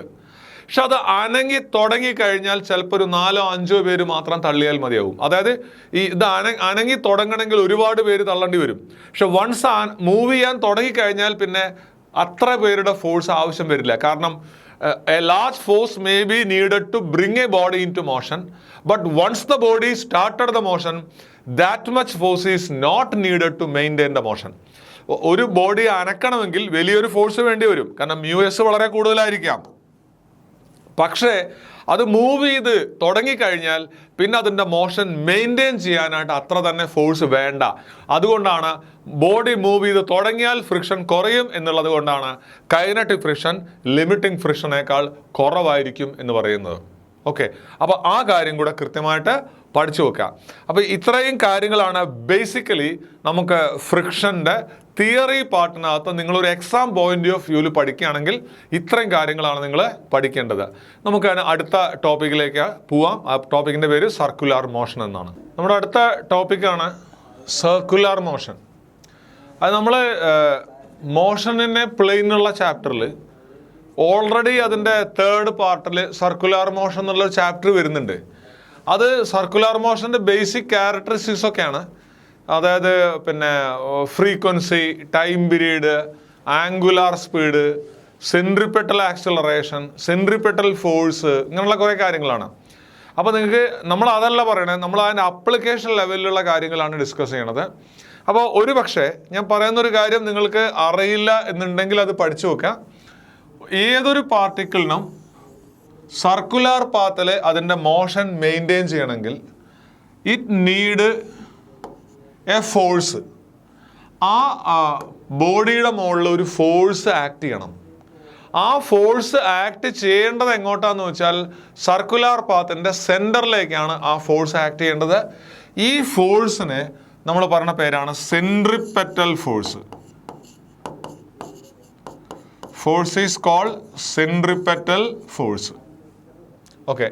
For a particle to move along a perfect circular path, with a constant speed, it need a force acting towards the center of the circular path, and that force is called centripetal force. ആ ഫോഴ്സിനെ പറഞ്ഞ പേരാണ് centripetal force.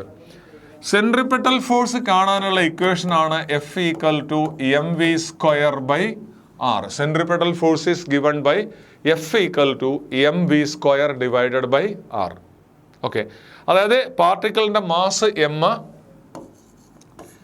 Mass ഉള്ള ഒരു പാർട്ടിക്കിളിന് v വെലോസിറ്റിയിൽ r radius ഉള്ള ഒരു സർക്കുലർ പാത്തിലൂടെ മൂവ് ചെയ്യണമെങ്കിൽ ആ പാർട്ടിക്കിളിൻ്റെ മുകളിൽ സെൻറ്ററിലേക്ക് ആക്ട് ചെയ്യേണ്ട ഫോഴ്സ് ആണ് centripetal force, mv square by r. അപ്പോൾ നിങ്ങൾ അത് പഠിച്ചു നോക്കുക. What is centripetal force? It is the force needed on a particle towards the centre of the circular path for the particle to move along to maintain the motion of the particle along a circular path. Okay, it's called centripetal force. ഇനി നമുക്ക് ഇവിടെ പഠിക്കാനുള്ള application, നമ്മുടെ സിലബസിനകത്ത് പഠിക്കാനുള്ള 2 applications. ഒന്ന് motion of A car on a level circular road, 2 motion of A car along A curved circular road. അപ്പോൾ നമുക്ക് ആദ്യം നോക്കാം motion of A car on a level circular road. Motion of A car on a level circular road.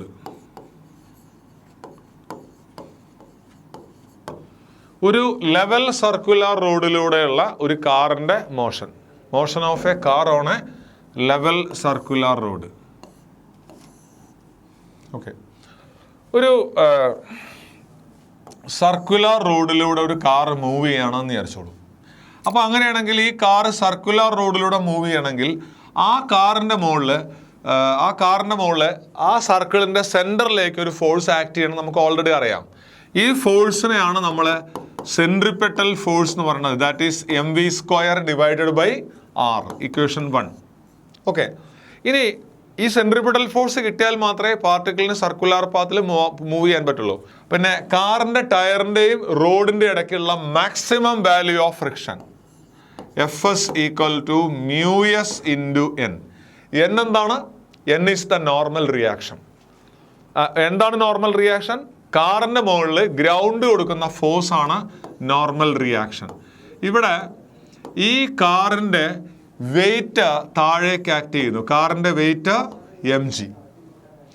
ആ ground കാറിൽ normally ഒരു force കൊടുക്കുന്നു. That force is normal reaction. ഒരു കാര്യം മനസ്സിലാക്കുക, ഈ കാറ് ഹൊറിസോണ്ടൽ റോഡിലൂടെയാണ് പോകുന്നത്. ആ കാറ് വെർട്ടിക്കലി ഇക്വിലിബ്രിയത്തിലാണ്. വെർട്ടിക്കലി ഇക്വിലിബ്രിയത്തിൽ പറഞ്ഞാൽ കാറ് മുകളിലേക്ക് പോകുന്നില്ല, താഴേക്ക് പോകുന്നില്ല. ഹൊറിസോണ്ടൽ റോഡിലൂടെ കാറ് പോകുമ്പോൾ വെർട്ടിക്കലി അത് ഇക്വിലിബ്രിയത്തിലായതുകൊണ്ട് നോർമൽ റിയാക്ഷനും mg വെയിറ്റും ഈക്വൽ ആയിരിക്കും. n equal to mg. അപ്പോൾ നമുക്ക് ആ വാല്യൂ ഇവിടെ സബ്സ്റ്റിറ്റ്യൂട്ട് ചെയ്യാം.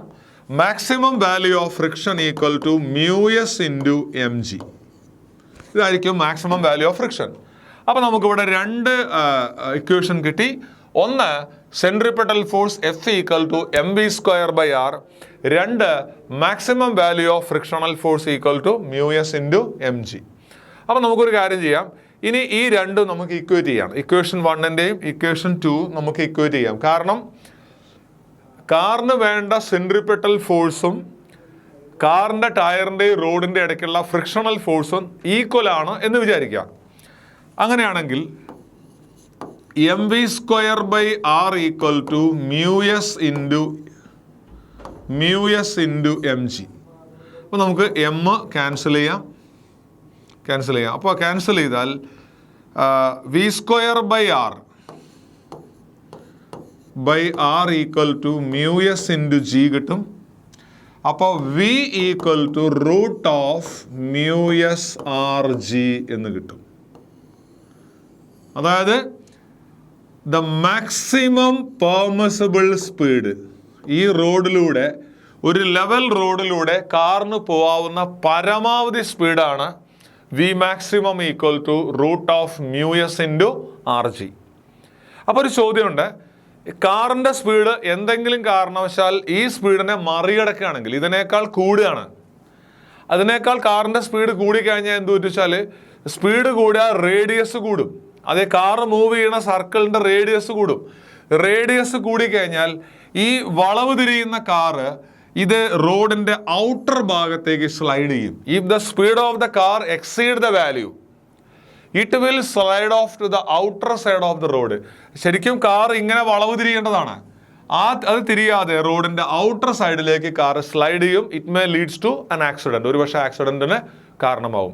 So the maximum permissible speed for a car to move on a level circular road എന്ന് പറയുന്നത് പഠിച്ചു നോക്കുക, root of mu S R G ആയിരിക്കും. Mu S coefficient of static friction, ആറ് ആ സർക്കുലർ റോഡിൻ്റെ റേഡിയസ്, ആൻഡ് ജി എന്ന് പറയുന്നത് അവിടുത്തെ acceleration due to gravity. Okay, ഇനി നമുക്ക് അടുത്തായിട്ട് നോക്കാനുള്ളത് ഒരു കാറ് ലെവൽ സർക്കുലർ റോഡിലൂടെ എങ്ങനെയാണ് പോവുക, എത്ര മാക്സിമം പെർമിസിബിൾ സ്പീഡ് എത്ര ഉണ്ടാവും എന്നുള്ള കാര്യങ്ങളൊക്കെ നമ്മൾ പറഞ്ഞു. ഇനി അടുത്തായിട്ട് നമുക്കറിയാം, പലപ്പോഴും നല്ല വളവുള്ള സ്ഥലങ്ങളിലെല്ലാം റോഡ് ലെവൽ ആയിരിക്കില്ല, കുറച്ച് ചെരിഞ്ഞതായിരിക്കും, ബാങ്ക്ഡ് ആയിരിക്കും. അപ്പോൾ ബാങ്ക്ഡ് ആയിരിക്കുക എന്ന് പറഞ്ഞാൽ റോഡിൻ്റെ ഔട്ടർ സൈഡ് റോഡിൻ്റെ ഇന്നർ സൈഡിനേക്കാൾ, ഇതാണ് ഇന്നർ സൈഡ്, ഇതാണ് ഔട്ടർ സൈഡ്. ഇന്നർ സൈഡിനേക്കാൾ ഔട്ടർ സൈഡ് കുറച്ച് കൂടുതൽ ഉയരത്തിലായിരിക്കും. അപ്പം ഞാനത് ഇവിടെ ഒന്ന് വരച്ച് കാണിക്കാം. അതായത് ഒരു ബാങ്ക്ഡ് റോഡ് എന്ന് പറയുമ്പോൾ റോഡ് ഒരല്പം ചെരിഞ്ഞതായിരിക്കും. ഓക്കെ, ഈ ചെരിഞ്ഞ റോഡിൻ്റെ പ്രത്യേകത, ഇത് റോഡിൻ്റെ ഔട്ടർ സൈഡാണ്, ഇത് റോഡിൻ്റെ ഇന്നർ സൈഡാണ്. പിക്ചറിൽ കാണുന്ന പോലെ ഈ ഔട്ടർ സൈഡ് ഇന്നർ സൈഡിനേക്കാൾ കുറച്ച് ഉയരത്തിലായിരിക്കും. അപ്പോൾ ഇവിടെ കാറെന്നല്ല ഞാനൊരു ഡോട്ടായിട്ട് കാണിക്കുകയാണ്. ഇവിടെ ഈ ആക്ട് ചെയ്യുന്ന ഫോഴ്സുകൾ ഏതൊക്കെയാണെന്ന് നോക്കാം. ഒന്ന്, കാറിൻ്റെ വെയിറ്റ് താഴേക്ക് ആക്ട് ചെയ്യുന്നു, എം ജി. രണ്ട്, ഈ റോഡ് കാറിലൊരു നോർമൽ റിയാക്ഷൻ ആക്ട് ചെയ്യുന്നു, എൻ. മൂന്ന്, ഈ കാറിലൊരു ഫ്രിക്ഷൻ ആക്ട് ചെയ്യുന്നു. ആ ഫ്രിക്ഷണൽ ഫോഴ്സിനെ ഞാൻ തൽക്കാലം എഫ് തന്നെ എഴുതാണ്, സ്മോൾ ലെറ്റർ എഫ്. അത് ഒരു കാര്യം, ഈ ഫ്രിക്ഷണൽ ഫോഴ്സ് എങ്ങോട്ടായിരിക്കും ആക്ട് ചെയ്യുന്നത്? കാറിൻ്റെ ടയറിനും റോഡിനും ഇടയിലുള്ള ഫ്രിക്ഷണൽ ഫോഴ്സ് ആക്ട് ചെയ്യുന്നത് ആ സർക്കുലാർ പാത്തിൻ്റെ സെൻറ്ററിലേക്കായിരിക്കും. കാറ് മൂവ് ചെയ്യുന്ന സർക്കുലാർ പാത്ത് ഏതാണോ ആ സർക്കുലാർ പാത്തിൻ്റെ സെൻറ്ററിലേക്കായിരിക്കും ഫോഴ്സ് ആക്ട് ചെയ്യുന്നത്. അപ്പോൾ സർക്കുലാർ പാത്തിൻ്റെ സെൻറ്ററിലേക്ക് ഫ്രിക്ഷൻ ആക്ട് ചെയ്യണമെങ്കിൽ അത് ഇന്നർ സൈഡിലേക്കായിരിക്കണം വരുന്നത്. ഓക്കെ, അപ്പോൾ റിപ്പീറ്റ് ചെയ്യാണ്, 3 ഫോഴ്സുകളാണ് അവിടെ. ഒന്ന്, കാറിൻ്റെ വെയിറ്റ് താഴേക്ക് ആക്ട് ചെയ്യുന്നു, എം ജി. 2, ഗ്രൗണ്ട് കാറിലൊരു റിയാക്ഷൻ കൊടുക്കുന്നു. അത് ഒരിക്കലും കൺഫ്യൂഷൻ ആവരുത്. റോഡും റിയാക്ഷനും തമ്മിൽ മ്യൂച്വലി പെർപെൻഡിക്കുലർ ആയിരിക്കും. ഓക്കെ, അപ്പോൾ M G, normal reaction, frictional force. Okay, ഇനി നമ്മൾ ചെയ്യാൻ പോണത് ഈ എം ജിയെ 2 കോമ്പണൻറ്റുകളാക്കി മാറ്റിയാണ്. അടുത്തായിട്ട് നമ്മൾ ചെയ്യാൻ പോകുന്നത് ഇതിലെ വെക്ടറുകളെ കോമ്പണൻറ്റുകളാക്കുകയാണ്. വെക്ടറിനെ കോമ്പണൻറ്റുകളാക്കുന്നതിന് മുമ്പായിട്ട് നമ്മൾ ഇവിടെ ഒരു ഹൊറിസോണ്ടൽ ലൈൻ വരയ്ക്കുക, ഇവിടെ ഒരു വെർട്ടിക്കൽ ലൈൻ വരയ്ക്കുക. ഓക്കെ, അപ്പോൾ ഈ ആംഗിൾ തീറ്റ ആകുമ്പോൾ ഈ ആംഗിളും തീറ്റയാണ്. അതുപോലെ ഇത് തീറ്റ വരുമ്പോൾ ഈ ടോട്ടൽ ആംഗിൾ 90 ഡിഗ്രി ആയതുകൊണ്ട് ദിസ് ഈസ് 90 മൈനസ് തീറ്റ. ഇത് 90 മൈനസ് തീറ്റ ആകുമ്പോൾ ഈ ആംഗിൾ തീറ്റ. ഓൾട്ടർനേറ്റ് ആംഗിൾസ് ഒക്കെ തീറ്റ വരും. ഇത് തീറ്റ, അതുപോലെ ഈ അടുത്ത ആംഗിൾ തീറ്റ. അടുത്തായിട്ട് നമ്മൾ നോർമൽ റിയാക്ഷനെ 2 കോമ്പണൻറ്റുകളാക്കി മാറ്റും. നോർമൽ റിയാക്ഷൻ്റെ വെർട്ടിക്കൽ കോമ്പണൻറ്റ്, മുകളിലേക്കുള്ള കോമ്പണൻറ്റ് എൻ കോസ് തീറ്റ, നേരെ വരുന്ന component N sine theta. Normal റിയാക്ഷന്റെ component N cos theta and N sine theta. അതുപോലെ ഫ്രിക്ഷണൽ ഫോഴ്സിന് രണ്ട് കോമ്പണന്റുകൾ ഉണ്ടാവും. ഫ്രിക്ഷണൽ ഫോഴ്സിന്റെ ഒരു കോമ്പണന്റ് നേരെ ഹൊറിസോണ്ടൽ ആയിട്ട് വരും. ആ component F cos theta plus, കാരണം ഇത് എഫ് ആണ്, ഇതിന്റെ ഹൊറിസോണ്ടൽ ആയിട്ടുള്ള component F cos theta, vertical ആയിട്ടുള്ള component F sine theta. Okay, ഇവിടെ നമ്മൾ കോമ്പണന്റുകളായിട്ട് വെക്ടറുകളെ സ്പ്ലിറ്റ് ചെയ്തു. ഓക്കെ, ഇനി ഇതിനകത്ത് ഈ റോഡിന്റെ ഇന്നർ സൈഡിലേക്ക് വരുന്ന ഫോഴ്സുകൾ ഏതൊക്കെയായിരിക്കും? റോഡിന്റെ ഇന്നർ സൈഡിലേക്ക് വരുന്ന ഫോഴ്സുകൾ ഏതൊക്കെയാണെന്ന് അറിയണമെങ്കിൽ ഇത് നോക്കിയാൽ മതി. ഇതാണ് റോഡിന്റെ ഇന്നർ സൈഡിലേക്ക് വരുന്ന ഫോഴ്സ്. ഞാനിവിടെ എഴുതാം. ഒരു ഫോഴ്സ് എൻ സൈൻ തീറ്റ, എൻ സൈൻ തീറ്റ പ്ലസ് അടുത്ത ഫോഴ്സ് എഫ് കോസ് തീറ്റ. ഈ രണ്ട് ഫോഴ്സുകളാണ് റോഡിന്റെ ഇന്നർ സൈഡിലേക്ക് വരിക. അപ്പോൾ ഈ രണ്ട് ഫോഴ്സുകളാണ് ഇവിടെ സെൻട്രിപെറ്റൽ ഫോഴ്സായി ആക്ട് ചെയ്യുക. അതായത് സെൻട്രിപെറ്റൽ ഫോഴ്സ് ആയിട്ട് ആക്ട് ചെയ്യുന്നത് centripetal force M V square by R equal to ഈ രണ്ട് ഫോഴ്സുകളാണ്. ഏത് രണ്ട് ഫോഴ്സുകൾ? N sine theta plus F cos theta. അപ്പോൾ ഈ രണ്ട് ഫോഴ്സുകളാണ് അവിടെ സെൻട്രിപെറ്റൽ ഫോഴ്സ് ആയിട്ട് ആക്ട് ചെയ്യുന്നത്. ഇതിൻ്റെ സമ്മാണ്. ഇനി അടുത്തായിട്ടൊരു കാര്യം ചെയ്യാം. നമ്മൾ മുകളിലേക്കും താഴേക്കുള്ള ഫോഴ്സുകൾ ഈക്വൽ ആയിരിക്കും. അപ്പോൾ മുകളിലേക്കുള്ള force N cos theta, N cos theta. താഴേക്കുള്ള force M G plus F sine theta. അപ്പോൾ നമുക്ക് M G equal to N cos theta minus F sine theta എന്ന് കിട്ടും. ഓക്കെ, ആ വാല്യൂ, ആ ഇക്വേഷൻ നമ്മൾ താഴെ എഴുതുന്നു. M G equal to N cos theta minus F sine theta. Okay, ഇനി നമ്മൾ ചെയ്യാൻ പോകുന്നത് ഈ ഇക്വേഷനെ അടുത്ത ഇക്വേഷൻ കൊണ്ട് ഡിവൈഡ് ചെയ്യാണ്. ഡിവൈഡ് ചെയ്യുമ്പോൾ അവിടെ എമ്മും എമ്മും ക്യാൻസൽ ചെയ്തു പോകും. വരുന്നത് V square R G equal to N sine theta plus F cos theta divided by N cos theta minus F sine theta. ഇതായിരിക്കും വരിക. ഇനി അതിൻ്റെ റിമൈനിങ് പാർട്ട് ഡിസ്കസ് ചെയ്യാനായിട്ട് ഈ സെക്ഷൻ ഇവിടെ നിന്ന് തൽക്കാലം ഇറേസ് ചെയ്യാണ്. ഓക്കെ, അപ്പോൾ നമ്മൾ ഇനി ചെയ്യേണ്ടത് ഇതിൻ്റെ റൈറ്റ് സൈഡിൻ്റെ ന്യൂമറേറ്ററും ഡിനോമിനേറ്ററും divide numerator and denominator of R H S by N cos theta. ഇതിൻ്റെ ഈ ആർ എച്ച് എസിൻ്റെ ന്യൂമറേറ്ററും ഡിനോമിനേറ്ററും എൻ കോസ് തീറ്റ കൊണ്ട് ഡിവൈഡ് ചെയ്യുക. കാരണം എൻ കോസ് തീറ്റ ഡിനോമിനേറ്ററിലെ ഫസ്റ്റ് ടേം ആണ്, അതുകൊണ്ട് ഡിവൈഡ് ചെയ്യാണ്. റൈറ്റ് സൈഡാണ് ഡിവൈഡ് ചെയ്യണത്. സോ ലെഫ്റ്റ് സൈഡ് എന്ത് വരും നോക്കൂ. V square by R G equal to, okay, ഇവിടെ N sine theta, first term N sine തീറ്റയാണ്, N sine theta by N cos theta plus അടുത്ത ടേം എഫ് കോസ് തീറ്റയാണ്, F cos theta by F cos theta by N cos theta whole divided by. അപ്പോൾ നമ്മൾ ന്യൂമറേറ്ററിലെ ഈ രണ്ട് ടേമിനെയും N cos തീറ്റ കൊണ്ട് divide ചെയ്തു. ഇനി ഡിനോമിനേറ്ററിലെ രണ്ട് term N cos theta by N cos theta minus F sine theta by N cos theta. Okay, അപ്പോൾ നമുക്ക് എന്ത് കിട്ടും? V square by R G equal to, ഇവിടെ എന്നും കട്ട് ചെയ്യുന്നു, sine theta by cos theta tan theta plus cos theta by cos തീറ്റയും cut ചെയ്തു, എന്ത് വരും?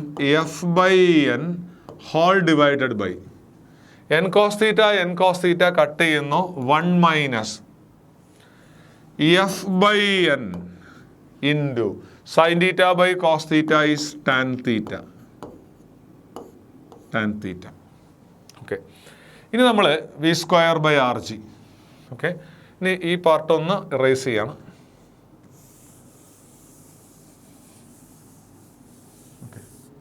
So V square equal to R G into tan theta plus F by N divided by 1 minus F by N tan theta V square. Okay, അപ്പോൾ V equal to, അങ്ങനെയാണെങ്കിൽ V equal to root of R G into tan theta plus F by N by 1 minus F by N tan theta. ഇനി ഒരു കാര്യം ചെയ്യാം, നമുക്ക് permissible ആയിട്ടുള്ള maximum velocity കണ്ടുപിടിക്കണം. Maximum permissible velocity കണ്ടുപിടിക്കാനുള്ള മാർഗം root of R G into tan theta plus ഇവിടെ എഫ് എന്ന് പറയുന്നത് ഫ്രിക്ഷണൽ ഫോഴ്സ് ആണ്. ലെഫ്റ്റ് സൈഡിൽ വെലോസിറ്റി മാക്സിമം ആകുമ്പോൾ റൈറ്റ് സൈഡിൽ ഫ്രിക്ഷനും മാക്സിമം വാല്യൂ കൊടുക്കണം. അപ്പോൾ നമ്മളിവിടെ എഫിന് പകരം എഫ് എസ്, അതായത് ലിമിറ്റിംഗ് ഫ്രിക്ഷൻ എഴുതും, by N by 1 minus F S by N into tan theta. കാരണം ലെഫ്റ്റ് സൈഡിൽ വെലോസിറ്റി മാക്സിമം ആകുമ്പോൾ റൈറ്റ് സൈഡിൽ ഫ്രിക്ഷനും മാക്സിമം ആവും, മാക്സിമം പെർമിസിബിൾ വെലോസിറ്റി കാണുമ്പോൾ. ഓക്കെ, അപ്പോൾ what is maximum velocity? Equal to root of R G into tan theta plus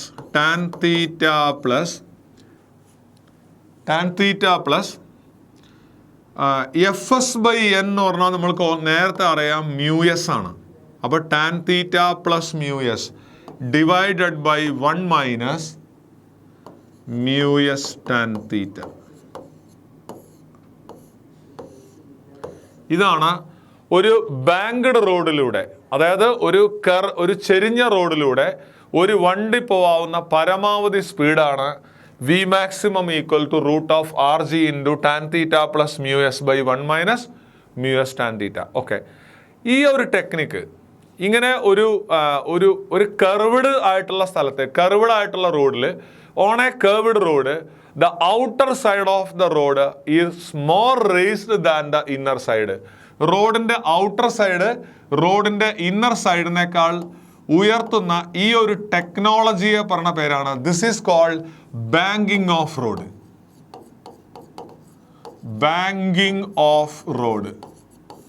banking of road എന്ന് പറഞ്ഞാൽ it is process of making outer side of the road more raised than the inner side. ഇങ്ങനെ റോഡിന്റെ outer side റോഡിന്റെ inner സൈഡിനേക്കാൾ ഉയരത്തിലാവുമ്പോൾ automatically road ചരിഞ്ഞു വരും, inclined റോഡാവും. ഇങ്ങനെ റോഡിനെ incline ആക്കുന്ന ഈ ഒരു ടെക്നോളജിയെ പറഞ്ഞ പേരാണ് ബാങ്കിങ് ഓഫ് റോഡ് എന്ന് പറയുന്നത്. ഓക്കെ, ബാങ്ക്ഡ് റോഡിൽ കാറിന് പോവാവുന്ന പരമാവധി സ്പീഡാണ് V maximum equal to root of R G into tan theta plus mu S by 1 minus mu S tan theta. ഇനി ഒരു കാര്യം കൂടെ അതിനകത്ത് പറഞ്ഞു കഴിഞ്ഞാൽ അത് തീർന്നു. ഇനിയിപ്പോൾ നിങ്ങൾക്ക് ഈ സ്പീഡിൽ വണ്ടി ഓടിച്ചാൽ വണ്ടി സ്ലൈഡ് ആവില്ല, പക്ഷേ ഒരു ചാൻസ് ഉള്ളത് ഇവിടെ നിങ്ങൾക്ക് വണ്ടിക്ക് സെൻട്രിപെറ്റൽ ഫോഴ്സ് തരാനായിട്ട് നിങ്ങൾ ഫ്രിക്ഷനെ ഉപയോഗിക്കുന്നുണ്ട്. അപ്പോൾ സെൻട്രിപെറ്റൽ ഫോഴ്സ് കൊടുക്കാനായിട്ട് ഫ്രിക്ഷനെ ഉപയോഗിച്ചാൽ സ്ലൈഡിങ് പ്രിവെൻറ്റ് ചെയ്യാൻ പറ്റുമെങ്കിലും ഒരു ഡ്രോബാക്ക് ഉള്ളത്, there will be tear and wear to tires. ടയറിന് തേയ്മാനം സംഭവിക്കും. അപ്പോൾ ടയറിന് തേയ്മാനം സംഭവിക്കാനുള്ള സാധ്യത അത് കുറയ്ക്കാനായിട്ട് നമുക്ക് ചെയ്യാൻ പറ്റുന്ന കാര്യം, അപ്പോൾ ടയറിന് തേയ്മാനം പറ്റാതെ വണ്ടിക്ക് പോവാവുന്ന പരമാവധി സ്പീഡ് കണ്ടുപിടിക്കാൻ നമ്മൾ എന്താ ചെയ്യേണ്ടത് വെച്ചാൽ, just put mu S equal to 0. ഇതിനകത്ത് ഇവിടെ മ്യൂ എസിന് 0 സബ്സ്റ്റിറ്റ്യൂട്ട് ചെയ്യാം. മ്യൂ എസിന് 0 സബ്സ്റ്റിറ്റ്യൂട്ട് ചെയ്താൽ V maximum equal to root of, ഈ ടേം 0 ആവുന്നു, ഈ ടേം 0 ആയാൽ we get root of R G tan theta എന്ന് കിട്ടും. അപ്പോൾ നിങ്ങൾക്ക് it is the maximum speed to avoid the damage for tyres. ടയറിൻ്റെ ഉണ്ടാവുന്ന ഡാമേജ് അവോയ്ഡ് ചെയ്യാനായിട്ട് വണ്ടിക്ക് പോകുന്ന പരമാവധി സ്പീഡാണ് root of R G tan theta. If you are riding with this less than this speed, there will not be tear and wear of tires. കാരണം എന്താ വെച്ചാൽ ഈ സ്പീഡിന് താഴെയാണ് നിങ്ങൾ root of R G tan theta എന്നുള്ള സ്പീഡിന് താഴെയാണ് നിങ്ങൾ പോകുന്നതെങ്കിൽ അവിടെ നിങ്ങളുടെ വണ്ടിയുടെ സെൻട്രിപെറ്റൽ ഫോഴ്സിന് വേണ്ടിയിട്ട് ഫ്രിക്ഷണൽ ഫോഴ്സ് ഉപയോഗിക്കേണ്ടി വരില്ല. അത് frictional force is not needed for centripetal force എന്നാണ്. അപ്പോൾ അതാണ് ഇതിൻ്റെ ഗുണം. അതുകൊണ്ട് തന്നെ ടയർ തേയ്മാനം പറ്റാതെ കൂടുതൽ കാലം നിൽക്കും. ഇനി അതല്ല, നിങ്ങൾക്ക് സ്ലൈഡിങ് പ്രിവെൻറ്റ് ചെയ്താൽ മാത്രം മതിയെങ്കിൽ, അങ്ങനെയാണെങ്കിൽ നിങ്ങൾ പോകാവുന്ന പരമാവധി maximum speed to avoid slipping ആണെങ്കിൽ ഇതാണ് √(rg × tan θ + μs/1 - μs tan θ, and this is the maximum speed to avoid slipping of the it is a maximum speed to avoid tear and wear of tires. Okay, അപ്പോൾ നമ്മുടെ ഒരു focus point ലെവലിനകത്ത് നിന്നുകൊണ്ട് നമ്മൾ ഈ chapter നോക്കുകയാണെങ്കിൽ ചാപ്റ്ററിലെ theory content നിങ്ങൾ പ്രധാനമായിട്ടും പഠിക്കേണ്ട ഇത്രയും ഭാഗങ്ങളാണ്. സോ കറക്റ്റായിട്ട് എല്ലാ ഈ വീഡിയോയിൽ പറഞ്ഞിരിക്കുന്ന രീതിയിലുള്ള കാര്യങ്ങൾ കൃത്യമായിട്ട് പഠിച്ചു കഴിഞ്ഞാൽ നിങ്ങൾക്ക് ഈ ചാപ്റ്ററിനകത്ത് ഫുൾ മാർക്ക് തന്നെ സ്കോർ ചെയ്യാൻ പറ്റും എന്നുള്ളതിൽ യാതൊരു സംശയമില്ല. Okay, all the best.